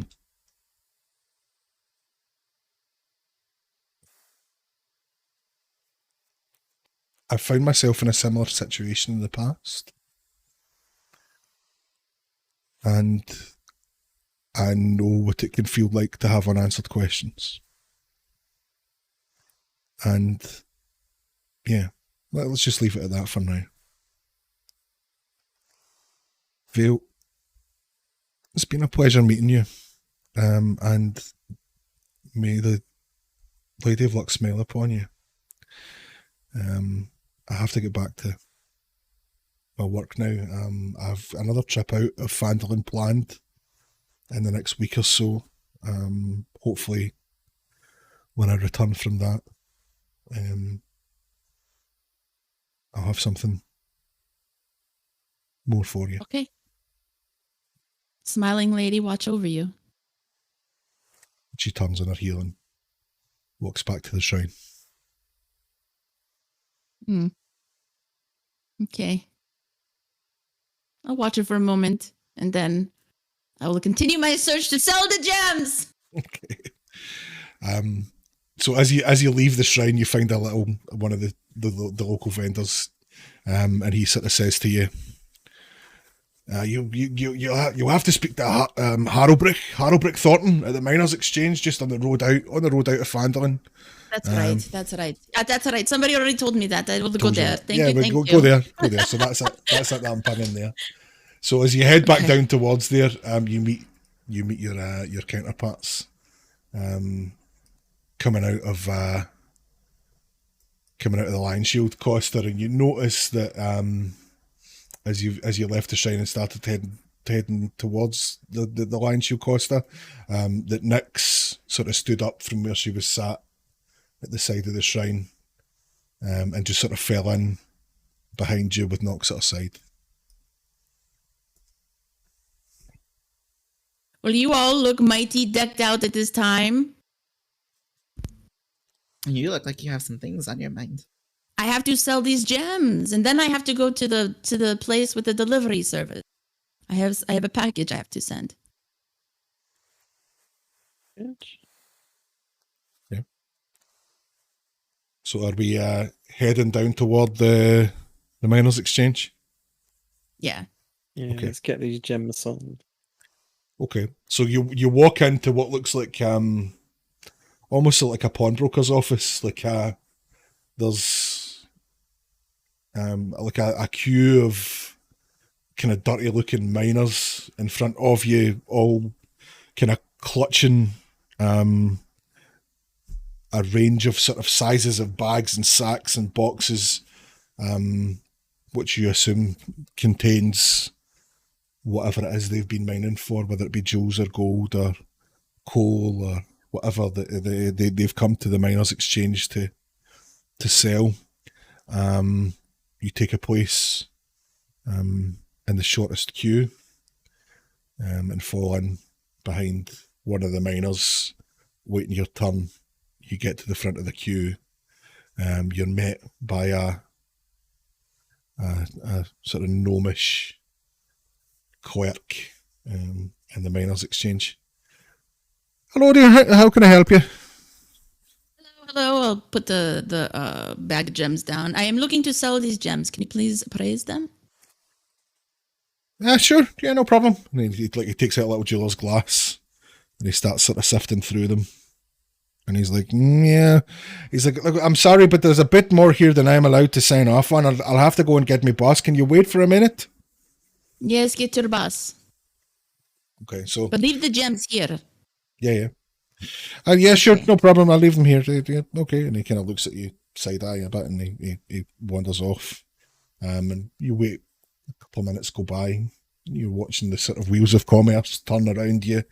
Most of the miners that you see sort of seem to be turning in like small nuggets of gold, like, for a few silver pieces, maybe some of them have gotten a little bit lucky and they're kind of turning in like a sort of medium-sized gem for 10, 15, 20 gold. There's not thousands of gold pieces are flowing through Phandalin. At least not today that you see anyway. After you've waited a couple of minutes, a kind of gruff looking, rough and ready type human male, kind of like not wearing a beard, but like a couple of days of scruff.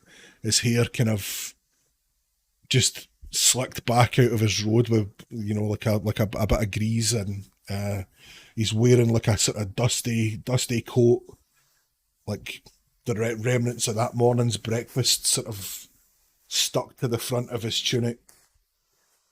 He comes out and he goes and he kind of looks at your little pile of gems there and he says, "All right," he says, "my name's Ulbrich Thornton. Greetings, good sir. I'm the owner of this here Miners Exchange. You've found yourself a nice little pile of gemstones. Do you mind me asking how you came by them?" We were on adventures. We were sent to, I think, the Dwarven excavation. Correct? All right. Yeah. And we met up with some dwarves there, and we helped them defeat some these yellow jelly things, and then this was our compensation. This is our compensation. You found some dwarves and you fought a jelly. We fought like 3 jellies. Yes, 4, 5. I don't know. There was a lot actually. How many? I think it was 5 total. All right. Well, that has to be. At least it beats. I inherited them from my uncle, which is a story I usually get about large quantities of suspicious-looking gems. Well, they say that the truth will set you free. So I don't want to get caught. So we tell you the truth all the time. All right. I'll take your word for it. What you've got here is, to my money, 150 gold pieces worth. Is he telling me the truth? Is he being honest with us? Insight check. 17.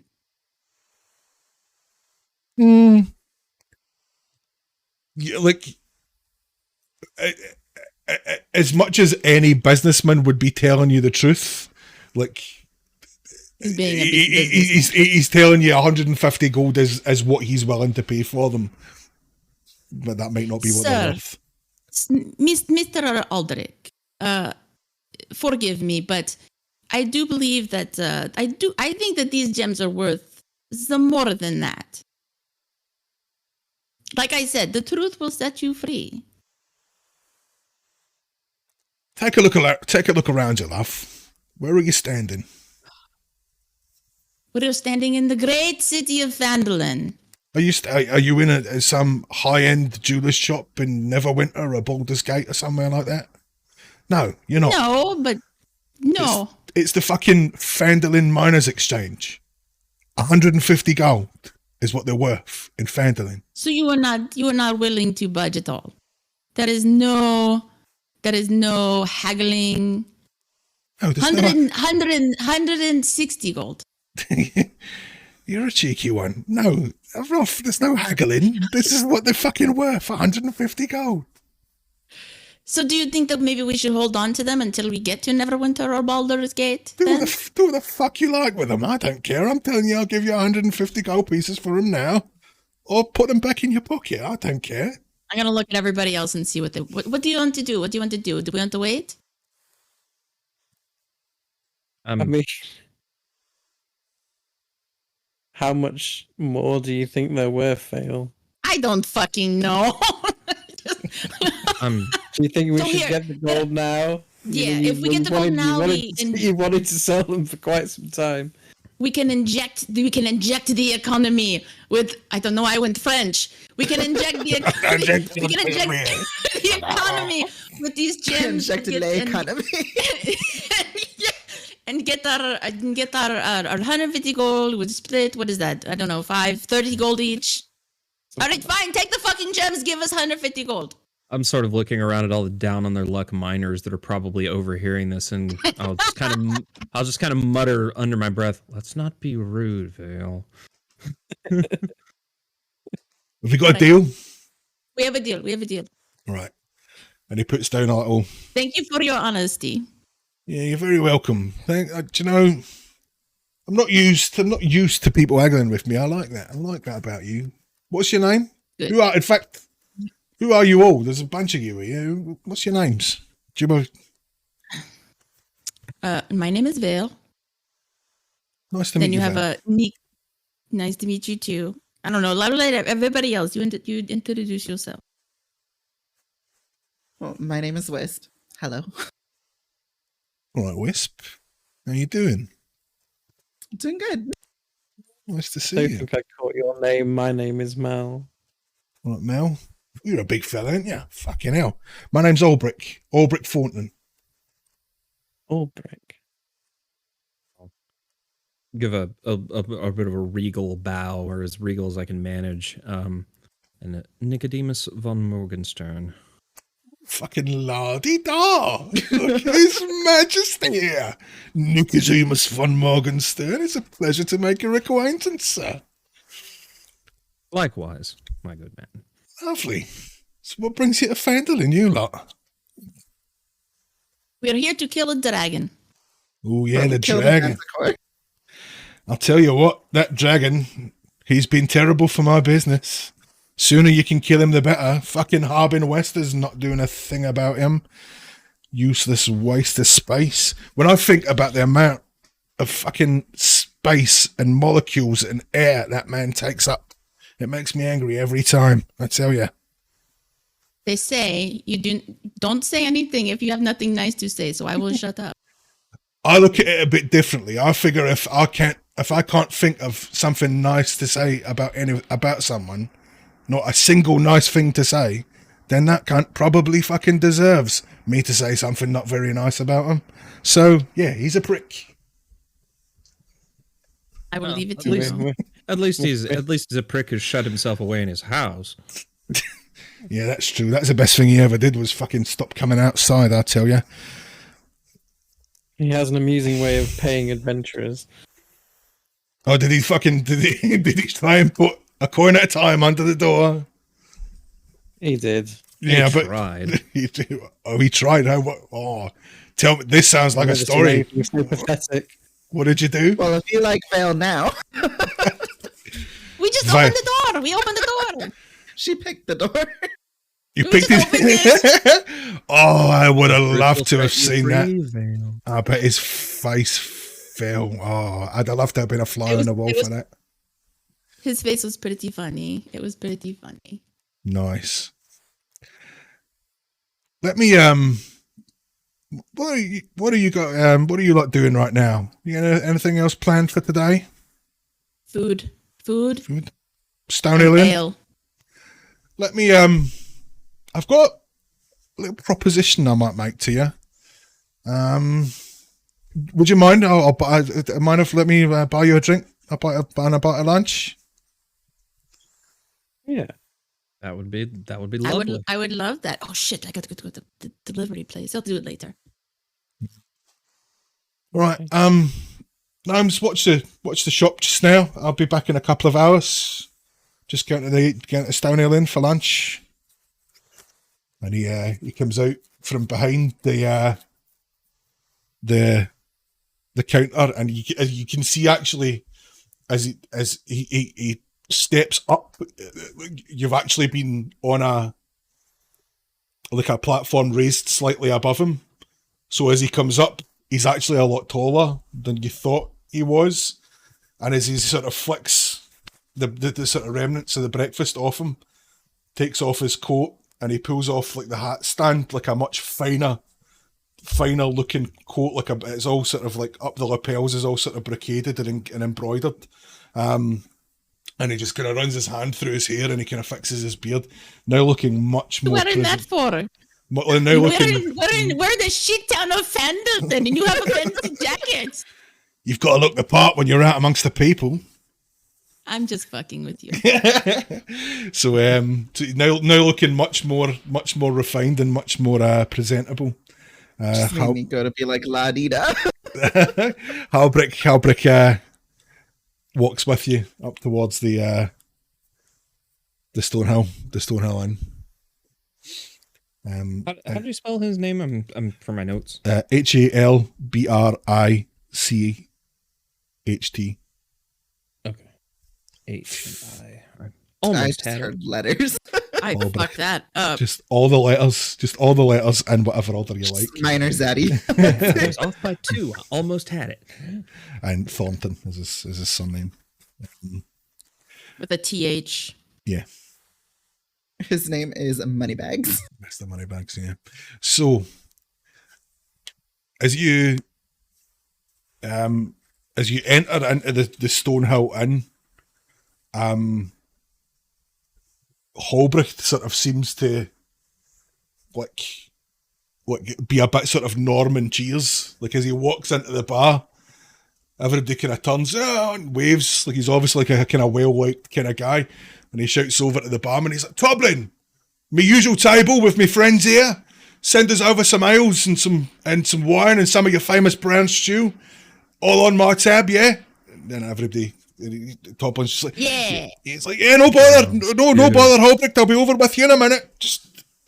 And he can see he starts sort of like the VIPs in town. So like the Toblin Stonehill, the barkeep, he sort of busies himself about as you sit down, and no sooner are your asses parked on chairs than jugs of ale, and he sort of remembered your drink order from the last time that you were in, even though it was a few days back. But he brings over mead and wine and water and 6 bowls of nice brown stew. And as he kind of looks down and he notices Knox, he looks at Nix and he says, sort of, "That's a new addition. Can I get anything for your friend here?" And Nix will just say, "Just some water and some meat, please." And he runs away and he gets that, brings back a little dish of water and a bit of meat for Knox. Knox just sort of curls up in front of the fire and busies herself about that. So you sort of sit, eat, get tucked in, and while you're eating, Halbricht himself doesn't touch any of the food, but he sort of picks up a mug of ale and he takes a kind of healthy draught from it and he pops it down and he says, kind of leans in conspiratorially and he's like, "So, you lot are adventurers, not adverse to a bit of making a bit of coin if the work's a little bit dangerous, are you?" You can We be just persuaded. finished up 3 jobs, so I think that we have time now. All right, well, there was a lad come through here a couple of months ago, and he tells me tale of a tower out by the coast, out on the west coast. And in this tower, he says, there is a beacon. Now that beacon is drawing ships in to the rocks and wrecking them. But no one seems to be doing anything about it. So those ships, those merchant ships, are just in there now, laden with who knows what. Now, it seems to me that someone in possession of that information might want to go and have a look and see what they can find. And that they might be so disposed to provide a little taste of that findings to the person who gave them that information. Don't And you also think? destroy the beacon, right? I mean, I guess you could, yeah. I'm thinking more about profit here, though, Val. Let's talk percentages. Okay. Well, standard management fee for me would be 50%. See, listen to this man. 50% for a tail? 50% for pointing you in the right direction and equipping you if you need to be equipped. Oh, Sponsoring that's different. sponsoring the adventure. An adventure And crossing through dragon territory, I should remind you. Yeah, I'm pretty sure that the spoils at the end will account for that. Your 50% share. And where will we sell whatever we find to give you 50? If we sell it here, obviously we get shitty prices. Well, prices for my friends are different from prices for my customers. How much would those gems have been worth if we were your friends then? Oh, if you were my friends when you sold me Oh, those leave gems. the gems. The gems. Mates rates for We've those got gems bigger would have things on run our plate. 300 probably. I'll tell you what. Motherfucker. I'll tell you what. As a gesture of goodwill and to show you that I'm above board and that I'm an honest and decent businessman, here's the full value of those gems. And he gives you a pus with another 150 gold pieces in. Yeah, take it back, Vale. Always ask about the gems. Hey, So- she got her money. Nice. So, So if you haven't already added the 30 gold, make sure you add 60 gold to your sheets. Okay. If you not- did add it, then it's another 30. add another. I actually need to make sure. I do Okay, this. well, So, do we have an accord? Well, I still think we should talk percentages. A standard fee for no action would surely be 20%. Information is power. 40. 25. 35. I'm okay with 35, y'all. I am too. Okay. That seems reasonable. Yes. All right, 35%. We have a deal. He shakes. Goes Deal. round. Shakes everyone's Shake his hands. hand. All right. So the place that you're looking for is a couple of days due west of here, out on the west coast. He said, remembering his never eat soggy waffles.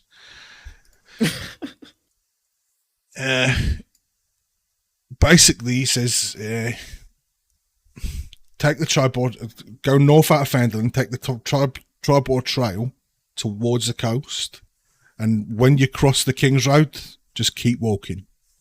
Eventually, you come to a place on the edge of a cliff, and it's going to have a big fucking beacon on the top of it, so you probably can't miss it.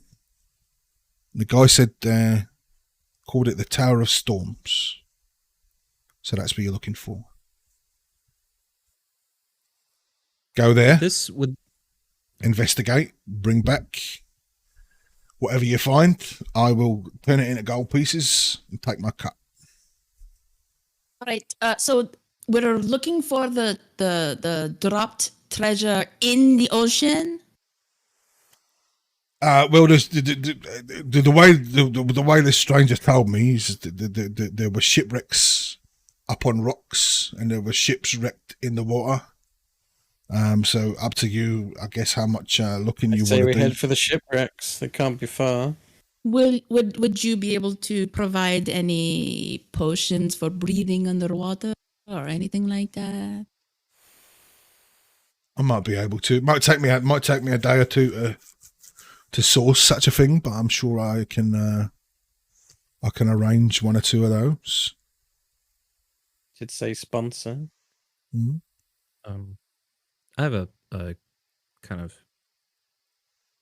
question. He said it was called the Tower of Storms. Is that like a landmark we might have heard of before? Like if we were like versed in local history or anything, or is this sort of just something that like they would know about that we wouldn't?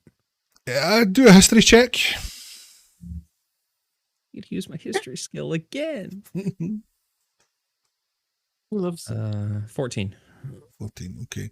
So you again, given your kind of your fairly sort of extensive education, you have heard of it. The stories don't mention sort of anything particularly specific, but it's known for just being an area of kind of anomalous weather. It's prone to pretty bad lightning storms. Interesting.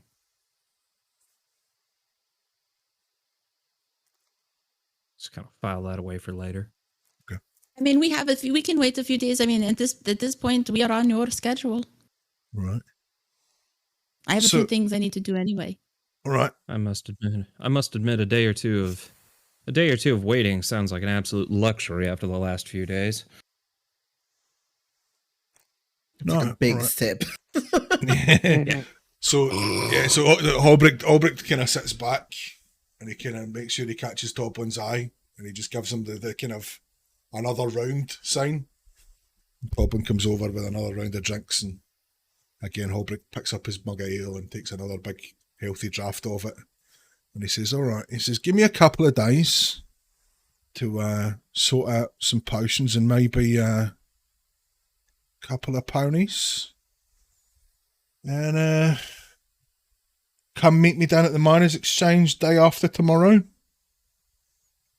Around lunchtime, around noon. And yeah, we'll see how we go. I take it you lot are going to stay here? Bank here? Yeah. All right. Yeah, will you be... Unless you know somewhere better in town. No, this is the only place in town, mate. Toblin, This rooms for my friends on my tab again. Yes. Anything they want, drinks, food, they stay.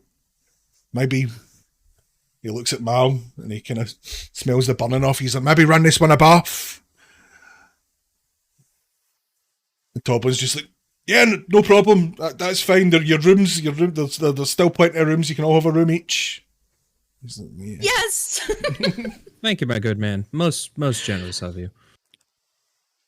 No problem. I think Time to practice my dance moves. I'm hoping hoping this can be the start of a fruitful relationship. Yeah.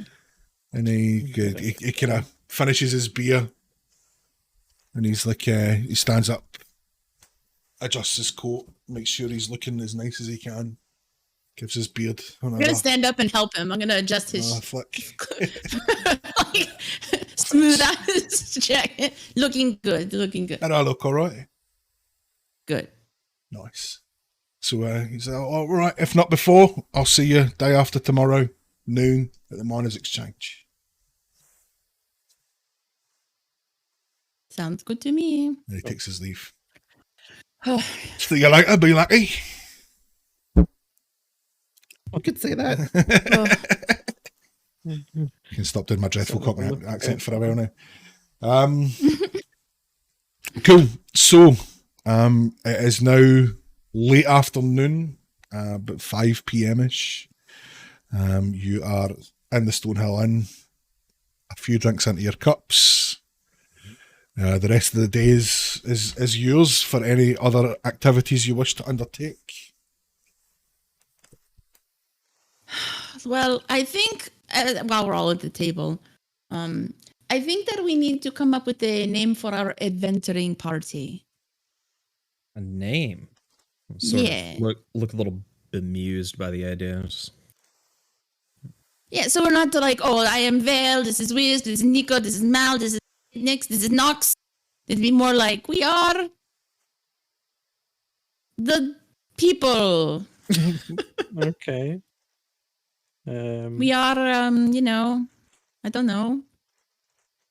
Mal looks amused, but says, "You seem clearly seem to be thinking about this. Have you had any ideas?" I mean, I have had some ideas. Yes. I'll sort of put my hand out in a little floor is yours sort of gesture. Okay, so I was thinking, we could do like an actual name, like we are six buds or something, or we could do something where we have like an what is it called? Not an acronym, is it an anagram? I don't know. It's something where it's a bunch of letters and it spells something, right? So it could be one idea that I had. I don't know if you guys were kind of silly. We could do the allies of honor and other legitimate ethical stuff, and then we would just be called the a-holes. As long as it's not 6 buds, I'm good. I'm just gonna raise my eyebrow at that, just like. Oh, okay. I mean, well, I kind of like Allies of Honor. Next is going to be but I like, don't know if we need the other stuff. next just kind of looks at Vale and goes, I like the a-holes. I like the a-holes. Okay. Can we be Allies of Honor for short when we introduce? Just... Yeah, sure. And then the a-holes can be our little private joke. Yeah. And I've got like it popped like there's this moment where like Nico's eyes get a little wide, like he just remembered something, and then he turns to Mal and he goes, Mal, at the excavation, the miners, they said something to you, didn't they? They gave you something. Did they? They did. Yes. Project might not have seen that, but Mal remembers that the one of the dwarves handed him a broken sword and told him that a broken blade can still be a dangerous weapon. Oh. Okay. Well, we could be broken swords or something. I don't know. The broken blades. Broken blades. Broken blades. I'm looking around at everybody at the table, and I'm like, well, truth be told, we are all a little bit broken, and more than a little bit dangerous. And I like blades. That seems fitting, doesn't it? I like it. I like that. it. Wait, what weapon do you use, Wisp? You use like a blunt weapon, right? No, that's old. I actually don't even know. Probably I have a crossbow and a mace. So in old D&D, clerics could only use blunt weapons, but now you can use whatever the fuck you want. Simple weapons. Getting confused. Yeah, I have a light crossbow, a mace, and I think a shield. And just an arsenal of spells. Yeah. Broken blades. That Fair. sounds fine. It kind of sounds like you could take it as a mercenary group, like in a bad way, or a mercenary group in a good way. Like there's all kinds of ways to interpret, and it's very neutral. Yeah. Nix just sort of looks at Nox and gives her a little stroke, and Nox starts purring, and Nix kind of looks and says, "Yeah, we both like broken blades too." And then we can be called the BBs. The BBs. The BBs. Oh my God. It'll make the embroidery simple. The logo will be easy to draw. Yes. Yeah. I'll just BBs. kind of do that like slightly enigmatic vampire smile. I just cannot wait. I was just thinking in combat, if I have to yell out BBs, come on. BBs to battle. That gets a laugh out of Nico. Cool. BBs mount up. I think we like BBs more than BBs, yeah. Like, it stands for Okay, broken blades. and then officially we will introduce ourselves badassedly as the Broken Blades. Yeah. Sounds good. Sounds good to me. All right. Cool. It is settled. So, there we have it. Welcome to the campaign of the Broken Blades, then, peeps. After of the BBs, excuse the me. BBs, campaign of the BBs. Thank you. So, with your new name in hand, Anything else that you guys want to do Yes. or talk about right now? I want. Where Well, am I? we're still in the tavern, right? That's not a pub, yeah. Okay. Still got wine to drink. I want to finish up my food and drink, and if nobody else, does anybody else have anything they want to talk about? Because I need to go somewhere in game.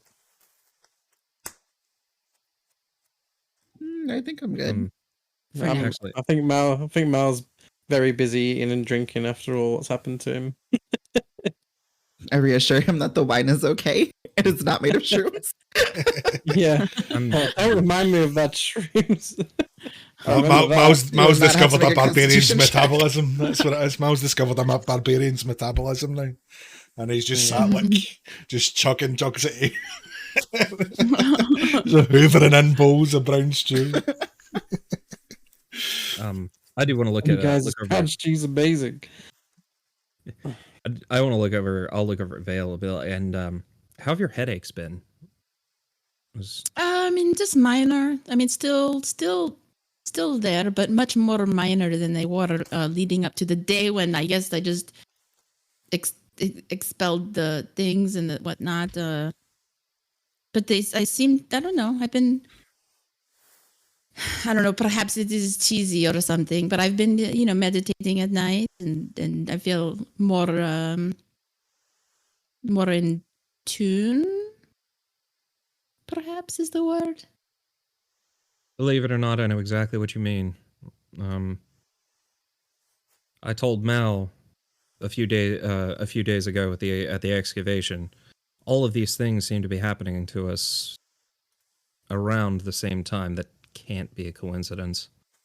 And sort of like looking like this is something I've been mulling over, and I can't, like a puzzle that I can't quite crack, and I'm just like bothered by it. Yes, yeah, that is true. I think these days we just have to take it all one day at a time. We don't have all the information yet. I mean, I know some things about what is going on with me. I'm sure everybody has some ideas about their own experiences and how they intersect right now with what's going on with us individually. Or perhaps I know, Mal, you were saying that since my little moment when it was not intentional when I like injected myself into your head, which sounds really bad, but that's not what I meant. You said that was kind of a trigger, but Well, I guess I was already feeling off that day, but I think maybe as a maybe catalyst. that just catalysted something inside me. I'm not. Again, we've had some time since I've recovered, and there's nothing more really coming back. So you cannot cast any spells anymore. I can't, but I seem to have a ravenous appetite and you're newfound beefy. strength. So, I mean, I guess it's not all bad. You are roughly twice the size you were just a few days ago. It makes. Well, I mean, makes I'm not pretty far good off from sense. when we were younger, Nicodemus. It's just, I think whatever was inside me has been suppressing me for so long. It's been such an inner battle with, feels like two forces are fighting against each other. It's kind of draining on your being, really. Yes, I'm sure you know something about that. something. My vision, your transformation, Vale's Treatment of purple Psychic. daggers. Psychic abilities. Yeah, sure. All It's of more these- technical. All of these. Oh, not to mention our new friend here, and I'll look over at Knox on the floor. It's just too many odd events happening in too close proximity for my liking. I think, you want to know what I think?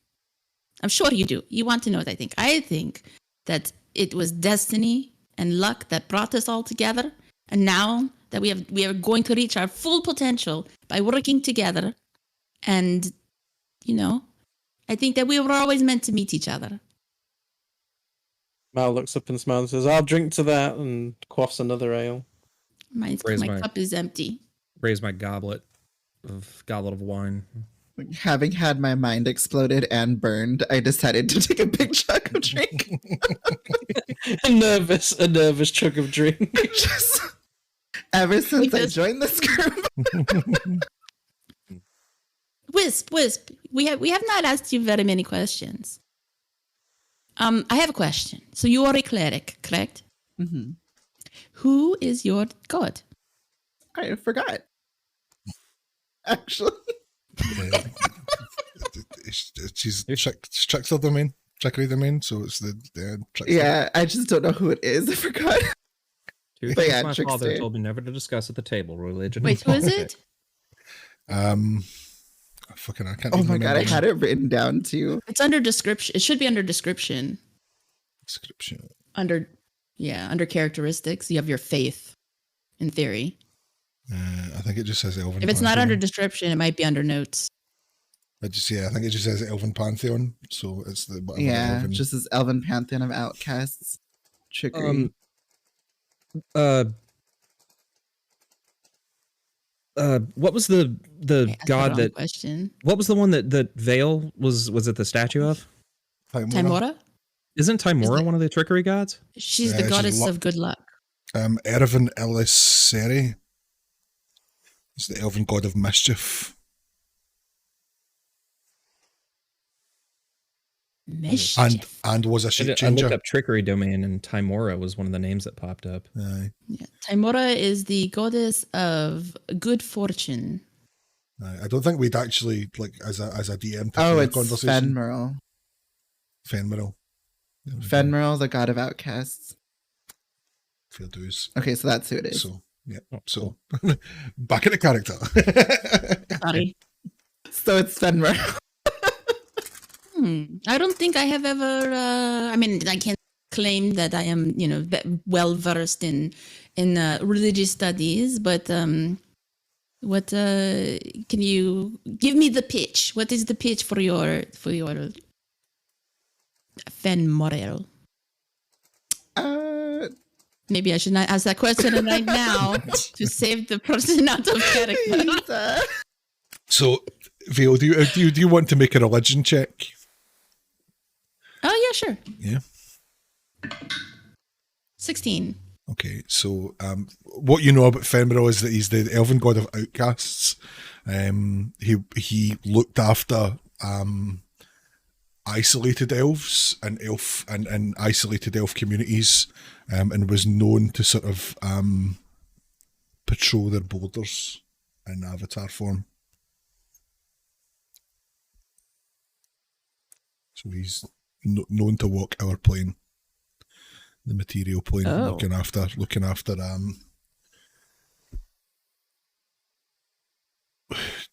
I guess the sort of disenfranchised and as I say, isolated elfin communities and isolated solo elves.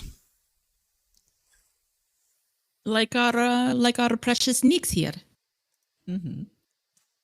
Yeah, and Nyx is just going to take out the Timora amulet that she wears around her neck and just be like, yeah, but I'd like to make my own luck as well. And that is another reason why Nix and I are friends. And next, it says, what's strange though is that I always feel that you are more connected to Timora than I am. I don't really feel. Oh, me? Yeah, it feels like you're luckier than I am. Perhaps. I don't know. Maybe. Who knows? Who knows? I don't know. Well, I'm gonna put my cup down. I have some an errand to run very quickly. So Cool. I look forward to our I don't know, whatever mischief we can get in tomorrow, and I'll wink at Wiz. So Like all the talk about gods has got me thinking. I want to turn to the to our innkeep friend and see if I can get his attention, because like I've got a question for him. So like, after a few seconds, just as he's been sort of busying himself about the bar, he notices you, and he comes over and he's like, "Yes, sir, how can I help you?" My good man, I know this is a rather odd question, but does your town have a library? Not a library. What sort of books are you looking for? Old histories, religion, Religion? things that are perhaps some things that are best not spoken of aloud. That's, I mean, there's there's not really anywhere like that around here. if not, that's quite all right. Yeah, they might I guess sort of the Townmaster's Hall would have like local history books, and like censuses and stuff like that, but not like anything you could check. I suppose you could ask Sister Grail at the Timora Shrine if she's around this week. You could ask her; she might know something. But she's the only religious figure that we have in town that might know anything about anything. okay. Oh, kind of nodding. Quite all right. Thank you. Okay. I'm sorry to bother you. I'll let you get back to. No bother at all, sir. Yeah. So, Vale, are you off on your errand? Yes, I'm just gonna I'm gonna go to the place where you can send stuff, then like have stuff delivered. Okay, so that's just like as I say, there's nowhere really like that. So you can go and ask at the Townmaster's Hall. Okay, I'll go to the Townmaster's Hall. So as you walk in, it's like a large open kind of rectangular open office space. There are a few sort of desks dotted around the place. At this time of the day, there are like a couple of people still sort of scribing out what looks like ledger books, kind of transcribing from reports and things like that. That they've had in sort of throughout the day. There's someone sort of checking what looks like a load of like missives, like messages that they've had come in from different parts of the realm, reports on orc movement and all of that kind of thing. There's no one immediately that looks like a sort of postal service though, that's sort of jumping out at you. Okay. So yeah. Is there somebody that is available? Like, excuse me, can I? There's just off to the right of the door. There's a guy sort of sitting. Looks like he's daydreaming, sort of feet up on his desk, smoking a pipe. Okay, excuse me, sir. Well, yeah. I have a question. You have a moment? Yes, of course, my dear. How can I help you? Does your town have a service, or is there anybody in town who provides such a service that I can have something delivered to a city in Am? An you probably want to speak to Barthen from Barthen's Provisions. He has the most. He has sort of provisions coming and going to lots of different places. He might be able to help you, but it's not something that we can do here for you, I'm afraid. Okay. And you bought it in at the Provisions? Yeah, at the general store, Barthen's Provisions. He might be able to help. Okay, I will do that, and that's what I'm going to do. Thank you so much. Have a good night. Smiling Lily, watch upon you. Yeah, thank you. You too. Goodbye. So, Barthen's Provisions is this building up here. You head up in that direction. Okay. Cool. So, on entering Barthen's, you see that it is like a well-stocked, well-maintained, well-managed general store. fucking did a sheet for Barton too, but okay. We're winging it because I can't find it. So you on entering, you see like a well-equipped, well-stocked general store.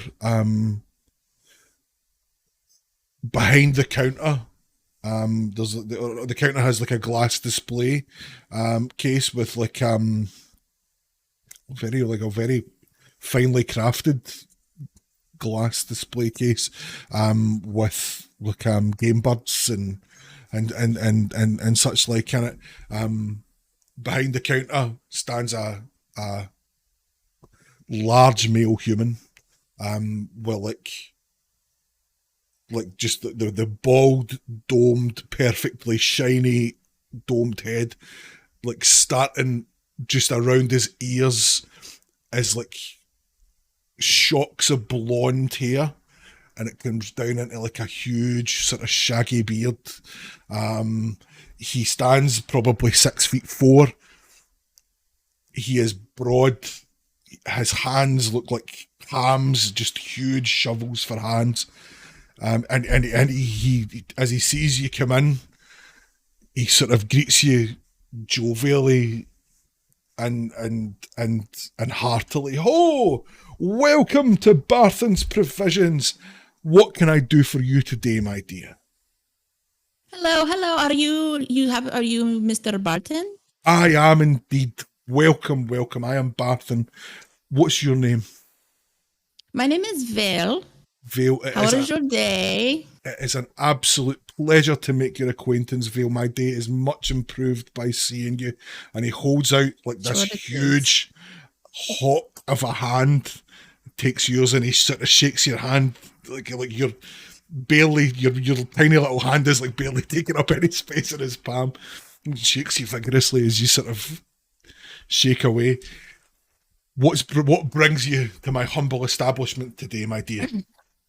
Well, I have perhaps an unusual request. I am looking to send a package to Cremor in and I was wondering if you had any packages going out, perhaps in the future. I don't do a lot of business with Cremor, to be honest with you, Vale. I do have one place that I buy from. But it tends to be special orders rather than something that I buy from them consistently. Tell you, what is it you're looking to send? How big of a parcel are we talking? Just a small parcel. I am just looking to send some small items. Okay, valuable. Yes. Okay. So I can probably do that. It's a far way, as I'm sure you know, and it would mean it would mean putting a parcel through a few different hands. It's probably going to take a few weeks to get there. Are you in a rush for it to be there? No, there is no rush. Okay. I mean, it's either I ship it or I wait until I get there, which is I have no idea when I will get it back. Okay, so you're looking at. I don't even fucking know how far it is to any idea? No, I don't have the map up, but I could probably get it up. Right, let me have a look. Right, South Coast to all right, okay, it's the kind of next province over. Okay, so a copper a mile. Oh shit! You're looking it's really far south. You're looking at about 40 gold pieces to send a parcel that far. Just to send it, I will just hold on to it until I get home. Okay. No or until I figure it out a much more. That is almost as much as what the parcel would be worth, and I don't think that it's fine. It's fine. I just wanted to check. No problem. I understand that. That's totally fine. While you're here, Is there anything else I can interest you in? I have a lovely range of you look like someone who's no stranger to adventure to me, Vale. You have a full range of adventurers' equipment and goods and anything that you could be looking for to aid you on your way. I mean, I think the only thing that I need to restock possibly is a small healing potion, but I don't know if you sell the potions. Yeah, we don't, I'm afraid. Sort of a deal that we have with the local midwife is that we sort of stay out of the potion business. Just to let her Well, actually, earn a living. looking through my stuff, actually, I thought that I had used it, but I actually have one, so I should be good. I don't need anything. I'm a simple person. I don't need much in life, so. Sure, well, I'm here sunrise till sunset every day of the week. And tell your friends if they need anything at all, come and see old Barthen. I will. As I look around, do I notice anything that looks interesting that anybody else might be interested in? So there are a few kind of excuse the play on words. There are a few miscellaneous items sticking about the place. There is he has quite a collection of live insects in jars. He has like barrels full of fishing bait. He has some nice animal skins. He has like sort of some nice sheep skins. There's like a bear skin in there. There's it's just a really well equipped shop. Okay. All right. Well, thank you very much, Barton. If I come into a ton of gold in order to send a package, I will be back. But until then, I will tell my friends that you are here. Perhaps we will see you before we leave for the coast. I very much look forward to it, Phil. It's been an absolute pleasure meeting you. Thank you very much. And I will head out and I will head back to my friends and tell them about the provision store. I don't know. There is shit in there. Okay. So Vale sort of listens intently, and her ears perk up at the mention of jars of insects. And she sort of says, I'm going to go and check out this store. Does anyone else want to come and have a look? Sure, I'll go. I'll go back with you. It's fine. I think it would be interesting to be there. I'll go. Couldn't hurt. Okay. Can you go, Next. Mal? Can you walk? Is that everyone? You did drink a lot. He's muted You're too. muted now. He's a barbarian. He'll be fine. Right. He's got a constitution score now, so Right, so everyone's heading up to Barthen's then. Yeah. Okay, cool. So you walk into Barthen's and Barthen's like, Vale, back so soon. Oh, you brought your friends already. Welcome They in, wanted to everyone. come. They want it. Well, we have everything. Welcome, adventurers. We have everything that you could possibly need. As he's sort of introducing himself to everyone, Nyx sort of zeroes in on a jar of live fireflies. And she sort of stares at them for a sec, and she turns to Barthen and she says, how much for that jar of fireflies, please? And he just says, 2 copper. And she gives him over the 2 copper, and she's like, yeah, I'll take those. I've always liked fireflies. She takes the jar of fireflies, just kind of holds it in her hand and gives it a little shake so that they start flying around and start lighting up, and they glow a bit, and she looks at it. She's just watching the fireflies kind of spin about inside the jar. Poor fireflies. Anyone else want to see anything? She's going to. She'll later on. She'll go outside and she'll get some flowers and some stuff, and she'll put it in the jar. Anyone else see anything that they want? I'm just kind of looking around. Yeah, I was kind of doing the same thing. I'm not sure what kind. Like this is just sort of like general goods and that kind of thing. Yep. If there is anything that you like, anything in particular that you would like to see, please feel free to ask. If it's not on display, ask anyway. Let me take a look. Not weapons. There we go. Checking to see if there's anything that might help us in a ship dive if we have to go underwater. What do they have? They have no potions here. Wait, who did you say, Barden? Who do we need to talk to about the potions? I know that we are going to get a couple of potions, but perhaps we need to consider more. Oh, the local midwife. She lives in a The windmill. local midwife. So does she? Oh, that one. Just outside town. Her. We will remember her. No. We would. Adabra. Yeah, that's her. Adabra Gwyn. Yeah, you've met her. Yeah. Yeah, she's okay. All right.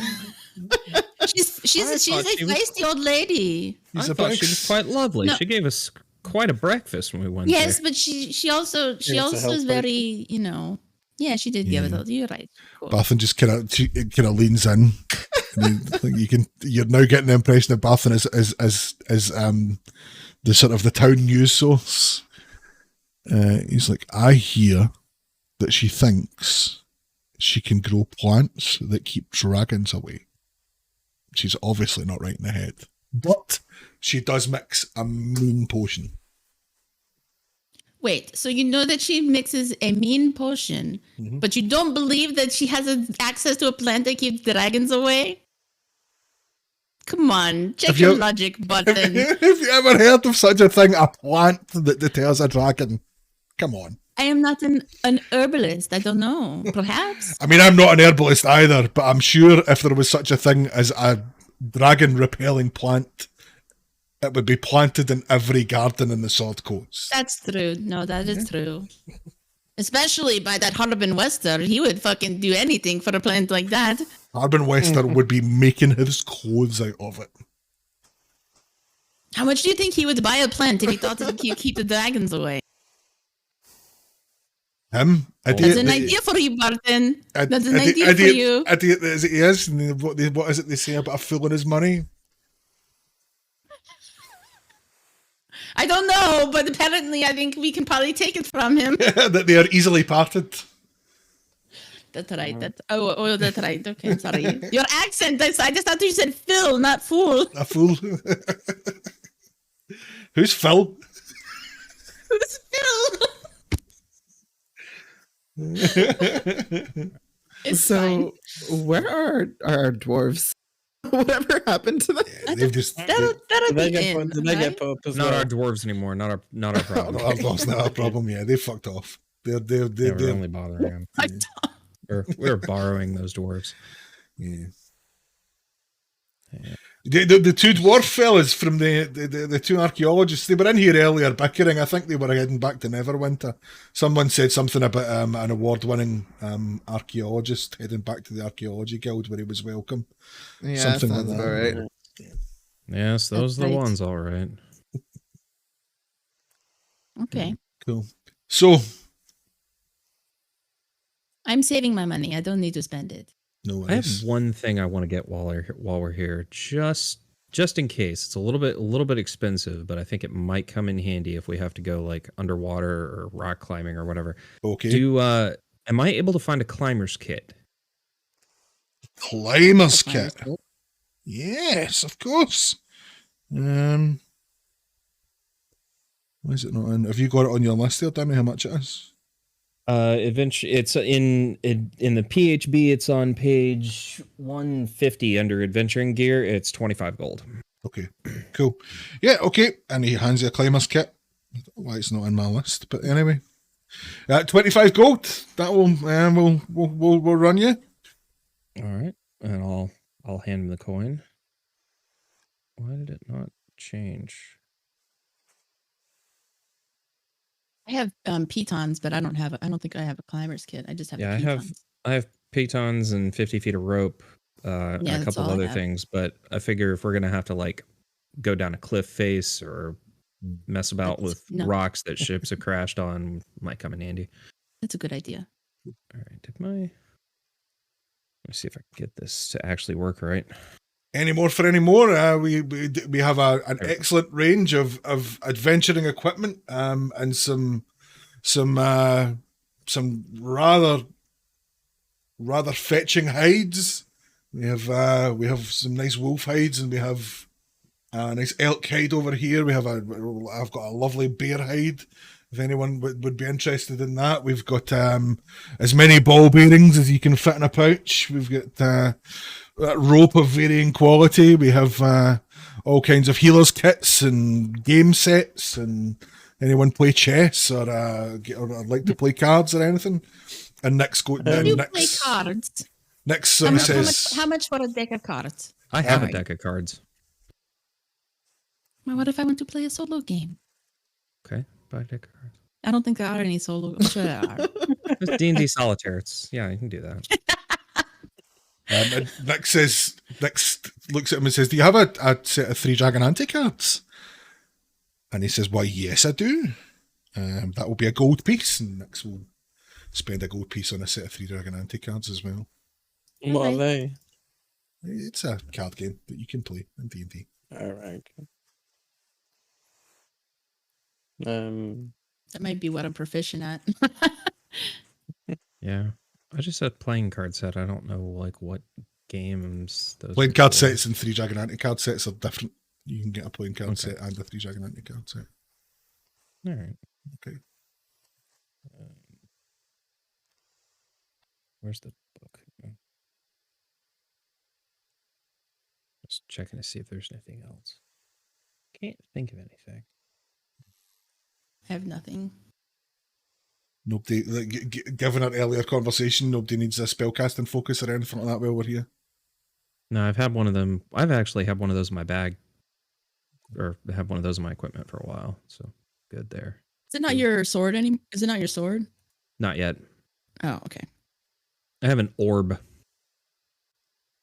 but eventually I will have a thing that does make my sword my spellcasting focus. Just Cool. not yet. I'm just checking on Nyx's spells so far, but oh, there we are. And she does actually. She needs. Okay, now she's going to have to buy a component pouch or a focus.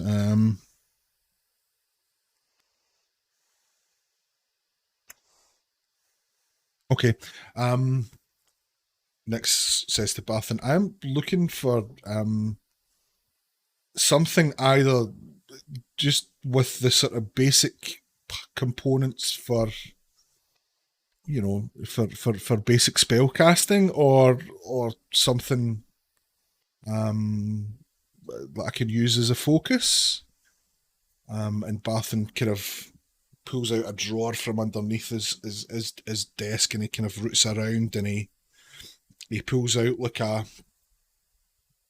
long green crystal, and he says that's the sort of thing that you might need. Would that work? And Vale's gonna kind of take it off him and have a look and turn it over in her hand and concentrate for a second and turn invisible. Oh shit. And then pop Nix, back, where did you go? and then pop back to visibility. Oh, there you are. This will do nicely. How much for this? And he says 10 gold, Oh, 10 that's gold neat. for that. So she's going to hand over 10 gold pieces and now has a crystal as her spellcasting focus, which she's just going to tie to the leather strap around her neck that she also wears her Time Lord amulet on. Oh, a big shiny rock. Inventory. So that's 10 gold. Remove. And equipment.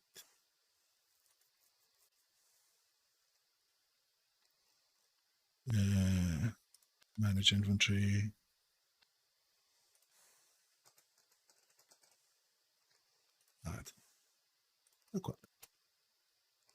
Cool. Any more for any more Oh. while we're in here then? Barthen, will you buy my short sword? I don't need it. It's beautiful. Normally, I would love to take that off your hands, Vale, but I'm afraid, again, just in the interest of keeping commerce flowing, I have another arrangement with Alliance Shield Costa not to deal in weaponry. Oh, I got I'm to go to afraid. the Costa. So you'd need to go to the Okay. Costa, yeah. I don't want to fall foul of Lorraine Greywin. She's No, you are correct. she You're can right, be- you're right. she can be pointy when crossed, so I would rather stay on her good side. Okay, I will go there eventually.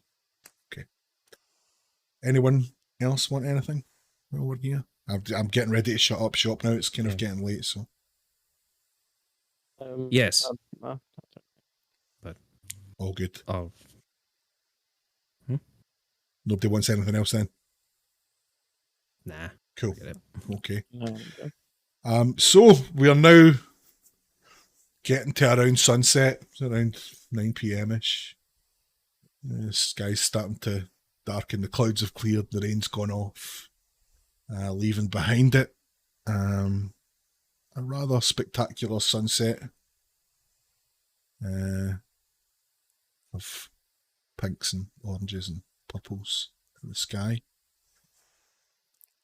You take it you're heading back to the Stonehill Inn. Yes. Yes. Okay, Sleep in a bed. sleep in a bed. So straight To to bed. bed. Anyone stopping for a drink and a chat first, or are we going straight to bed? I'm gonna go to my room. I'm going to get naked and dance and then go to sleep.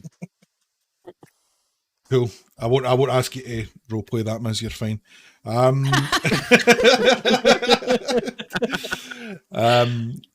Anyone else doing anything before they hit the sack? nah. I think Mal's pretty exhausted. Yeah. Nix is just gonna, as it starts to get dark, pop outside and just kind of walk a little bit to the south of the town. Just as these fields out here sort of start to open out into the open land. And she's going to take out her jar of fireflies and open it and sort of give it a little shake and sort of free the fireflies and just stand and watch them as they sort of dance around. And that's her. She goes back, heads back in, brings Nox with her. Removes her weaponry, gets into bed. Nox curls up at the bottom of her bed to keep her feet warm, and she's out like a light into her elven trance-like state.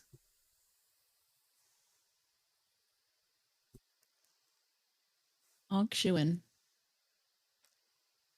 Okay. So, not that anyone needs it, but you can all take a long rest. This is a day that you have to yourself to get ready now.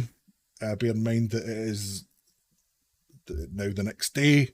Tomorrow you'll be meeting with Halbrecht to venture out to the Tower of Storms, but as of today, you're free to do what you wish. I want to sell the short sword. Okay, so heading down to Elisha Costa. Okay, as you Is it enter... the lion shoe? Lion Shield. Lion shield. Okay, I'm sorry. Sorry. So as you enter kind of early in the morning, it looks as though the shop boys haven't started yet. It's just Lorraine Greywind, who you've not actually, Vale's not met yet. So as you enter, Lorraine kind of from her desk peers at you over her glasses. Yes. We've only just opened, I'm afraid. Sorry. How can I help you? It is no rush, no rush. Take your time. I'm just looking to sell this very, very lightly short sword. Okay. Is this just the short sword from your inventory, Miz? This isn't like a special Yeah, short it's just a sword? plain old short sword. I just wanted to get it out of my inventory, and I can't bear to just throw it down on the ground. Okay, cool. Okay, buying anything this morning, or just looking to sell? But right now I'm just looking to sell. Okay, I don't know that I need anything else. okay. So she takes the short sword from you, and she sort of turns it over in her hand, and she's like, "There's nothing special about this. 5 gold pieces. No, wait, what? 5 gold pieces. Yeah, sure, 5 gold. But they're 10 to buy, so it's half its buy price. Okay, and she hands you over the 5 gold pieces, takes the sword from you, takes it and puts it into a rack in the back to be sharpened and tidied up before it goes back out for sale again, and says, "Is there anything else I can help you with today, ma'am?" Not today. Oh, actually, you don't have any potions, correct? That is No. the lady with the stuff where the Yeah. Manticores come out. What? What was her name? Adabra. We went to go see Adabra, and she was being attacked by a manticore, and then we had to kill a manticore for her.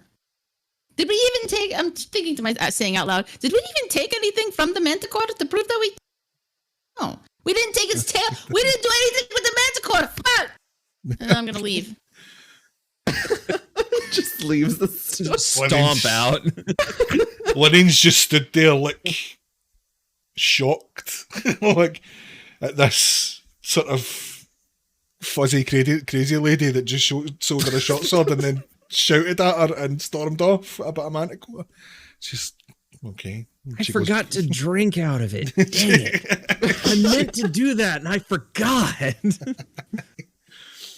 Who knows what manticore bud would have did to you though? Yeah, so she's. I don't know, but I wanted to find out. So she goes back to her desk and tries to forget about news of manticore and all the crazy people that seem to be around Fandolin these days. God damn it. We took no parts from that manticore. Now I'm mad. Well, I mean, one of her Wait, party members did on. explode. So I was going to say, didn't that happen right after the fight? Like, we fought it died, and then fucking Mal just, like, started going, and it ran off. Yeah. But then you ended up back at camp. His body was still there when you got back to camp. I just forgot about it. Yeah. Oh, well. I mean, it'll still be there now, I guess, if you want to. if you want to spend today pegging out and back to Umbridge Hill. It's Umbridge Hill is only like half a day's walk away. Oh, okay. No. I wait till we get the ponies and then we can go. Aye. I was half dead that night. I had stuff on my mind. Yeah.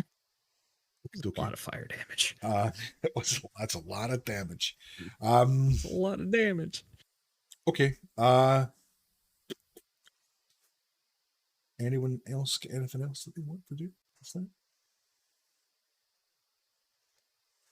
You're just gonna let today sail by?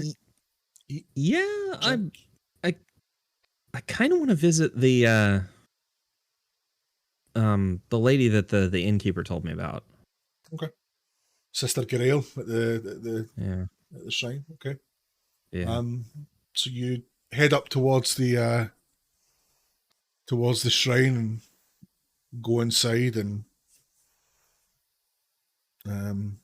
there's no one else in there. Like in terms of like worshippers or anything like that. Sister Grail's sort of on her knees at the altar at the back of the shrine. You see her take something out of her pocket and place it down on the altar. As she stands up, she turns around, and she as she sees you and sort of takes in your appearance, she's like, "Can I help you?" I don't know, but I hope so. Would you be Sister Grail? I would. And you are? My name is Nicodemus. An adventurer, a traveler. And I have questions. Yeah. I'm hoping you might have some answers for them, but they are unusual. Okay, unusual. I can manage. What? Ask your questions. She's kind of eyeing you warily. You know, it's been a couple of days since you've fed, and you're starting to look a little bit ratty, a little bit hungry, and also she's sort of, you know, she's sensing what you are. She's she's well travelled, and she knows shit. So she'll have encountered your kind before, so she is being wary and keeping her distance. So ask your questions. I'm trying to look as non-threatening as possible. Like both my hands are visible, you know, just kind of very relaxed posture. Well, like Ricky Bobby, I don't know what to do. Not quite that, you know, but you know, I'm loose, not, you know, trying to be as not threatening as I can. I've had a vision, an experience, and encountered a being that, and it's kind of like struggling to figure out how to ask the question delicately and then failing miserably and just asking, do you know the name Kenchelsis? And she sort of takes a deep breath in and she says, yeah, you would know that name, or you should know who he is at least. Panchelsis is, I mean, there's no delicate way to say this. I'm afraid that he is a deity of just the most horrific, debauched, and evil of natures. You've had an encounter? A vision, an encounter, I suppose. Okay. And in this vision, what form did he take? A gentleman or a beast? A gentleman. Elvish, vaguely, half elf, perhaps. Blonde hair, clothes of a fine cut. There was I'm sort of looking like I'm like remembering it as sort of vaguely traumatic. There was a manor house. The sky was red. And then kind of just setting it aside and not mentioning the rest, and just kind of letting that trail off. Okay. So Garaele sort of is listening intently to what you're saying, and she says to you, okay, well, if he appeared to you as a gentleman and brought you to his house, then from what I know, you're not in any immediate danger from him. But I believe he wants something from you, or at least there's a reason that he is interested in you.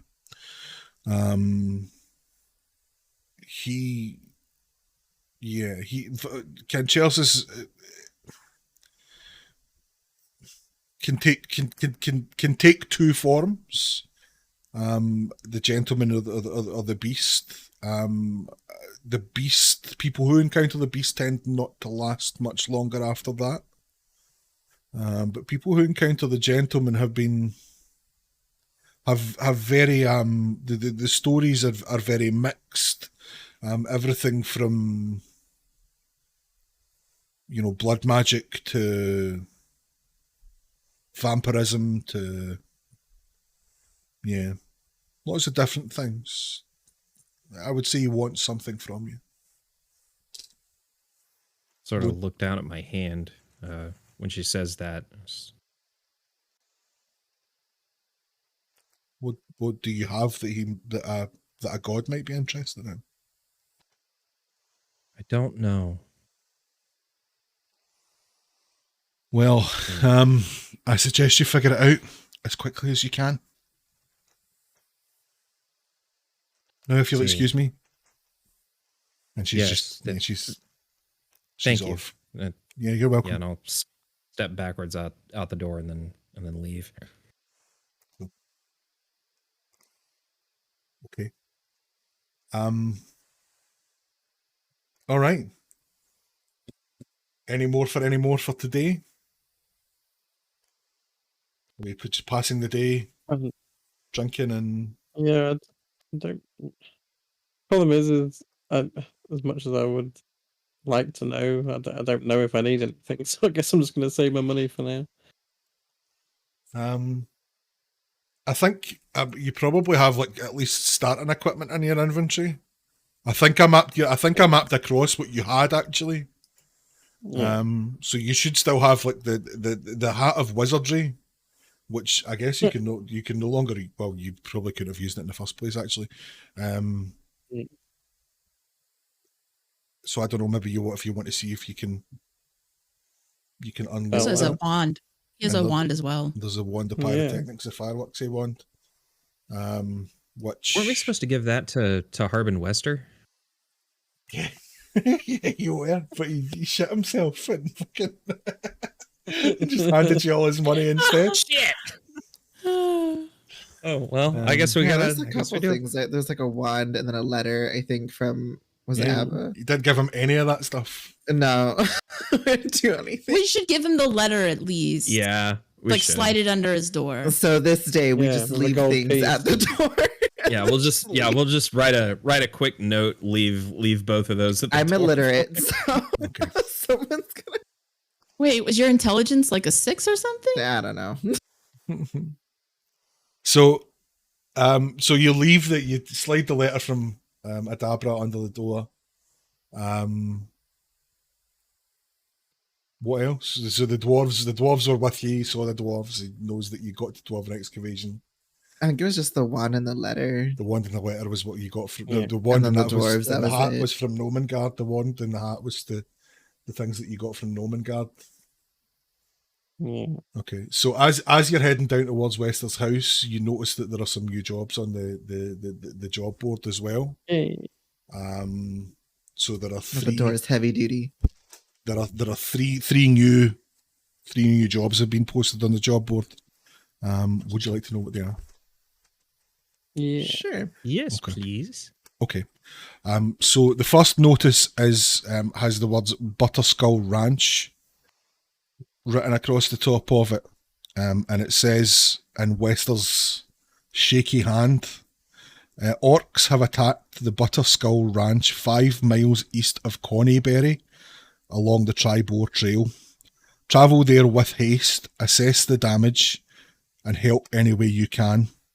Ranch owner. It's on the way. It won't be. On the Triboard Trail? No. Oh. Yeah, it's in the other direction, I think. Oh. Ranch owner Alphonse Big Al Calazorn is a retired sheriff who can reward you for your efforts. If he's dead, return to Townmaster Harbin Wester with proof of Calazorn's demise to receive 100 gold piece reward. So Butterskull Ranch, go to there, help whatever way you can. The second job is headed Loggers Camp, and it says deep in Neverwinter Woods, along the river that flows west towards Neverwinter, is a logging camp. Every 2 months, Fandolin delivers fresh supplies to the camp, which is run by the half-brother of Fandolin's townmaster, Harbin Wester. Barthen, the local provisioner, has prepared a new delivery and needs someone to bear the supplies safely to the camp. Return to Harbin Wester with notice of delivery signed by his half-brother to claim your reward of 100 gold pieces. And the last new job on the board is titled Mountain's Toe. The Mountain's Toe gold mine is 15 miles northeast of Fandolin. The new overseer, Don John Raskin, just made the trip from Neverwinter to Fandolin and needs to be escorted to the mine. There's no telling what dangers lie between here and there. Once you deliver Raskin safe and sound, return to Townmaster Harbin Wester to collect a reward of 100 gold pieces. So those are the 3 new jobs that are available to you. What was that mountain? What? Mountain's Toe. And all of these are kind of in the opposite direction of where we're heading for the shipwrecks. Yep. So let me flick over to the fan of the Sword Coast map 2.6. So where Fandlin is, he said, Down here on the south of that it's map. like, yeah, down there at the bottom of this little path here. So the Tower of Storms is over that sort of area. Mm-hmm. And these other quests, so this is Neverwinter Wood here. So these other quests, some of them are up here. Connieberry is here at this crossroads. So they're all kind of over in that sort of direction. So they are very much in the opposite direction from where the shipwrecks are. Well, we've already made the deal with Halbrecht. So I feel like we do that, and when we come back, if these jobs are available, we should do those. Yep. Yes. Mhm. Prioritize Master Holbrick's task. And those the coast one with the shipwrecks, that one is most interesting. And when we go there, can we please destroy the beacon? Yeah. It's not Yes. it's not right that it's up there. It's not right. Like think about No, the he's people on profiting the off of ship. death. I mean, well, somebody is. Yeah. We don't know if it's Halbrecht. I would not be surprised, but We So can't next undo what's Dodson already agreement. been done. We can't undo what's already been done, but we can prevent anything fires. further. Yeah. Okay, so the 3 jobs are there. Are you taking the posters? yeah. Did before? Yeah. But look, let's take them so that nobody can take them until they're reposted. But let's do that first one first, Okay, right? cool. I'm sorry. I feel like I'm being very final with my statements, but always just tell me We if all you don't agree. want to do something. Okay. Okay. Just That making sounds sure. like a solid plan. Okay. Some BB battle plans. Yeah. Okay, cool. So, if there's nothing else that you want to do today, we can have a kip, have another sleep, and then go and meet our friend Albrecht. Yeah. Yeah. Okay. So, day rises on the following day, the day where you're meeting Albrecht to set off on your adventure towards the Tower of Storms. You are supplied with the usual hearty breakfast in the Stonehill Inn. Kill the morning, taking in the sights, and head off for noon to meet Halbrecht at the Miners' Exchange. As you arrive, you see Halbrecht in his finery, because he's out of doors, he's outside, and he's putting on his airs and graces. And his fine coat, standing with a couple of the gnomes that you recognise as being the clerks from the Miners' Exchange.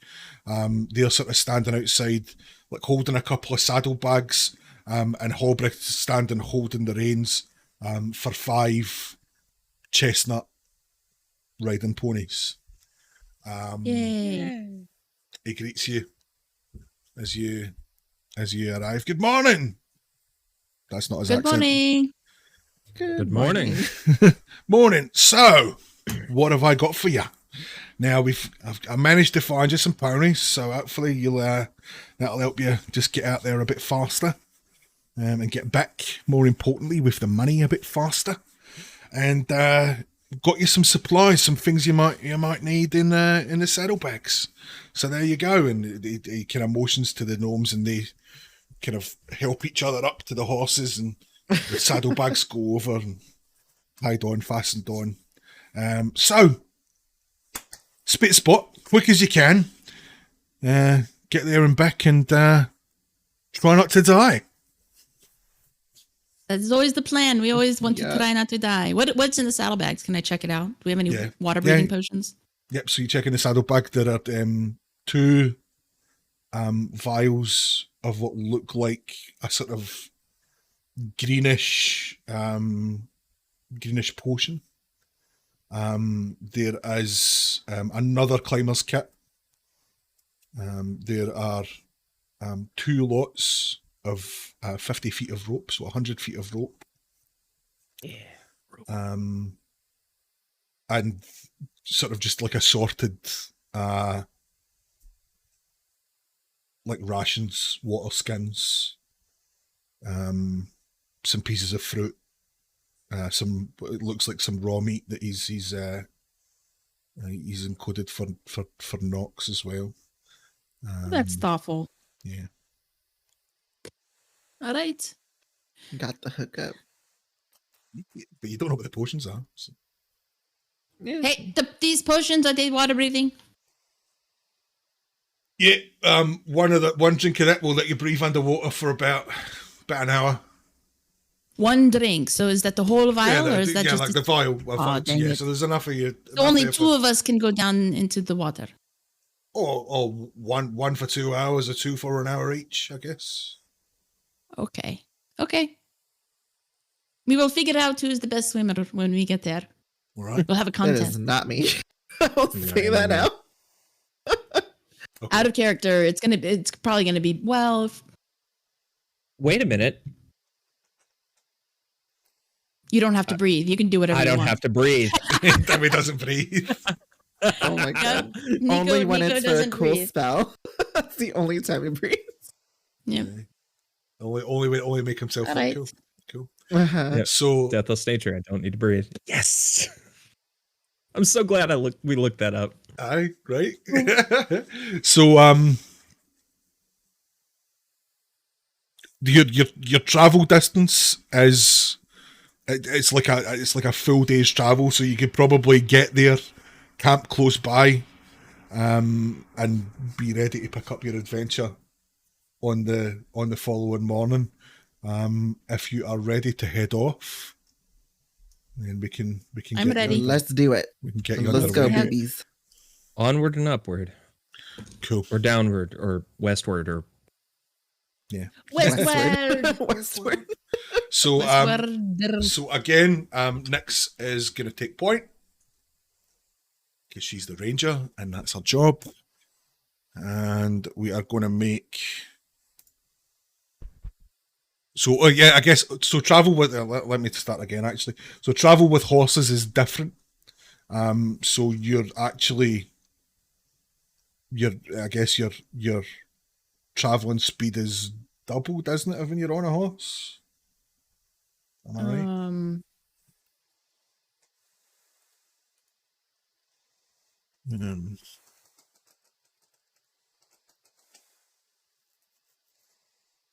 fast riding is 30 miles. Normal's 24. And slow is 18.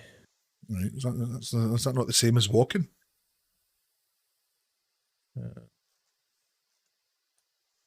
Probably. I think that for us it'd probably be like 50. It's like double. Yeah. So I think we're 15. All right. Okay. Okay. Well, we'll see. Double check.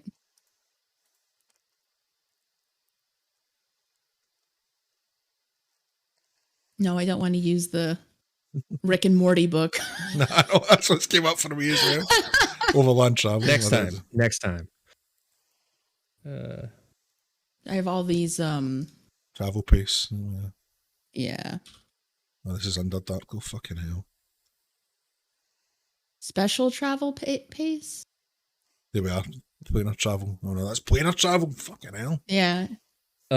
Adventuring. There's a chapter on time and movement. It's page 181 of the PHB. Thank you. Here we go. Speed, travel pace. Yeah, here it is.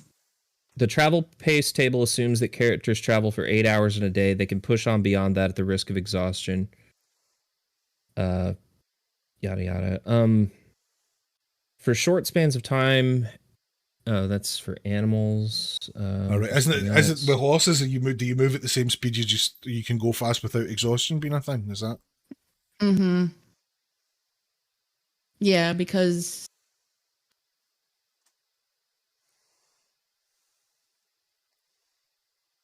hard to read. Yeah. Yeah, you're right. 30 miles a day going at a fast pace for on foot. Right. A mounted character can ride at a gallop for about an hour, covering twice the usual distance, fast pace. And an hour, it's 4 miles, so an hour on horse would be 8 miles. This is a lot. Yeah. Okay. Yeah. Well, let's just like you've got horses, but let's just keep it to like normal travel speed, and we'll figure it out for next time for the journey back. So, do you want to go cross country, or do you want to follow the road as far as you can? I think we should follow the road. Okay. So you I head would out. not want to break the leg of a horse that I'm borrowing. Aye. So you head out from the north end of town, past the Shrine of Tymora, past Balvin's Provisions. You take the north road towards the Tribord Trail. After what's that? 2 hours or so, you meet the trail.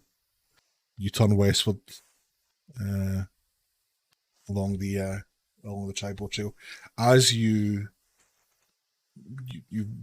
walk along, after about another hour, so 3 hours down, you let me just buttons. Who's got the buttons?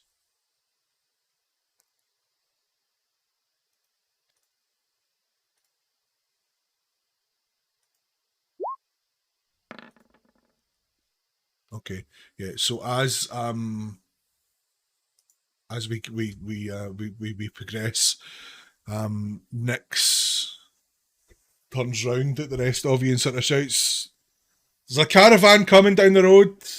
Just as she's noticed, like about half a mile away, where the road sort of straightens out, she can see a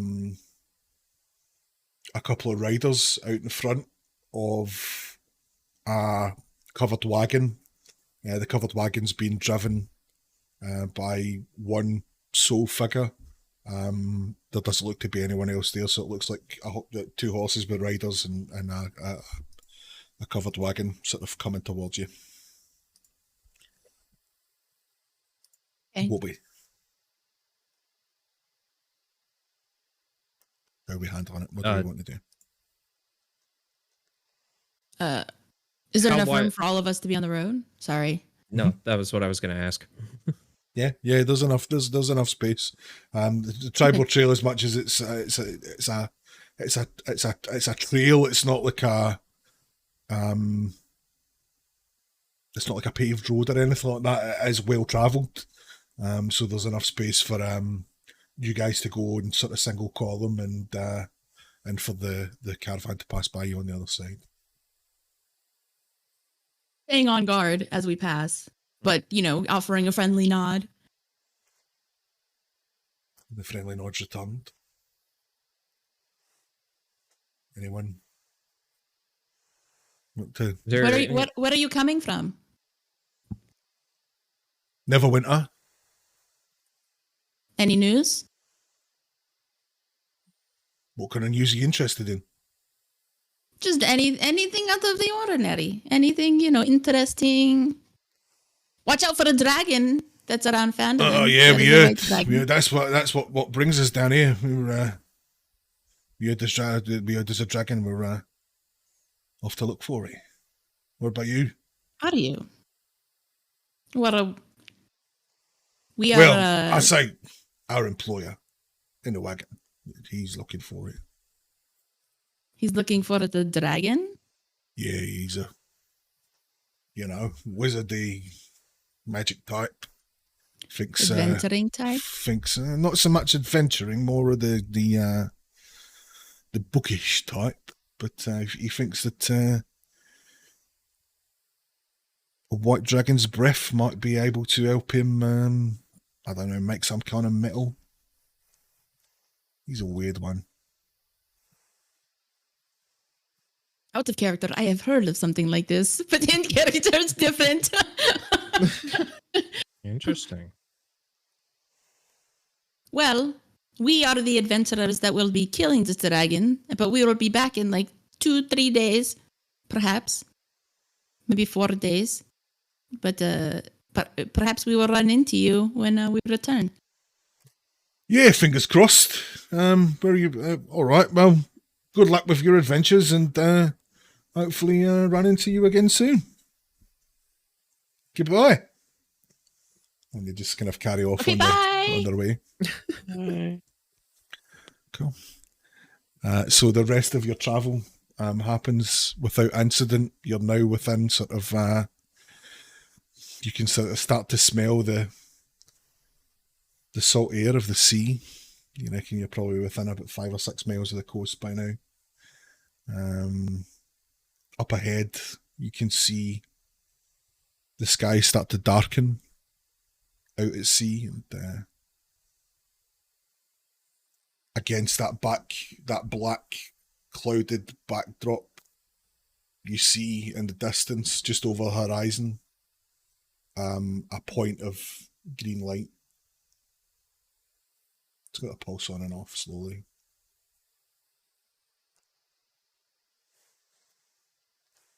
Tower of Storms. You'd be about 5 miles away from your final objective now. The day's getting on. You could camp here or press on.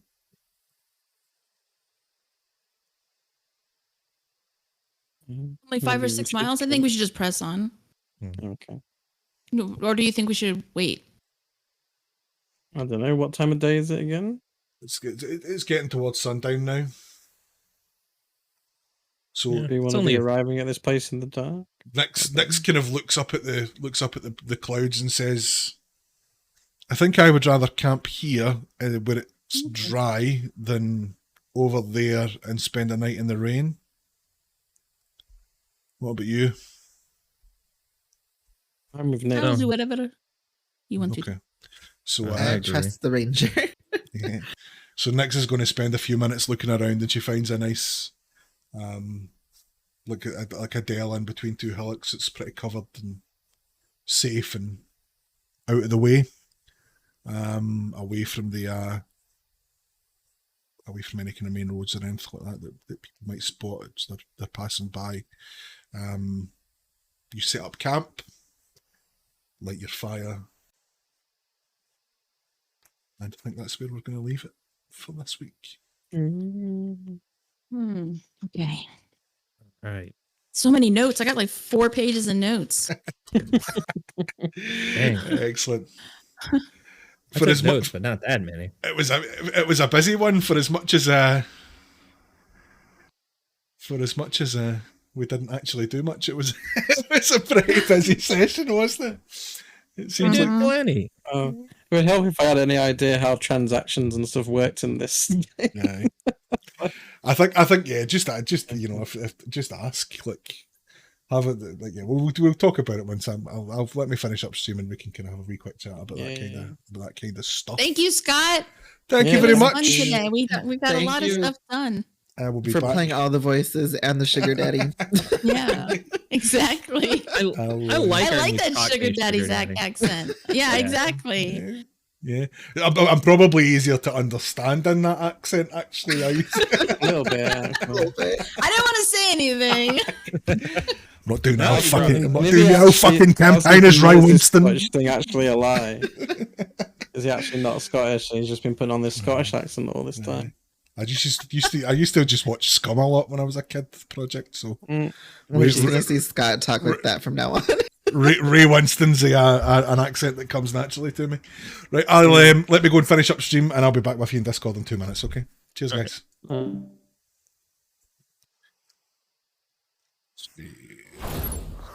No, not that. That's the one we want. Right. Thanks very much for hanging out, everyone. That was a lot of fun. Jen, I see you in chat there. You are more than welcome to join us in Discord. So yes, thanks everybody for hanging out today. I had a lot of fun. That was really good. Let us go and find somewhere to host out to.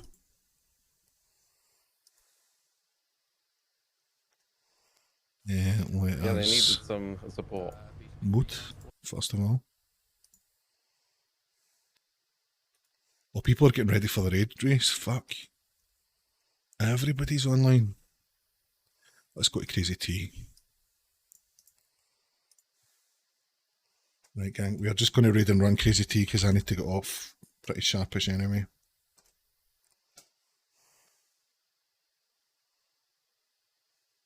So, I'll be back tomorrow probably just to play some Destiny or watch the raid race. Thanks everybody for hanging about today and for all of the stuffs and things. Let me have a quick look and just see what thanks I need to give out before we head off to the raid. Jeff, thank you for your resub. Man, so many new follows. And bits. My goodness. Cynical, thank you for the follow and for the 400 bits of cheering. iParadox, Twisted Logic, H-Bomb Games, Moore Please, Bane, Lantern Noir, thank you for the follows. And Jeff, thank you for 13 months of subbing. If you're still here, brother, I appreciate you no end. I will be back tomorrow. Let's go and see Crazy T. Until, give her the dude raid. But I pressed the button. No, it's not working. Okay.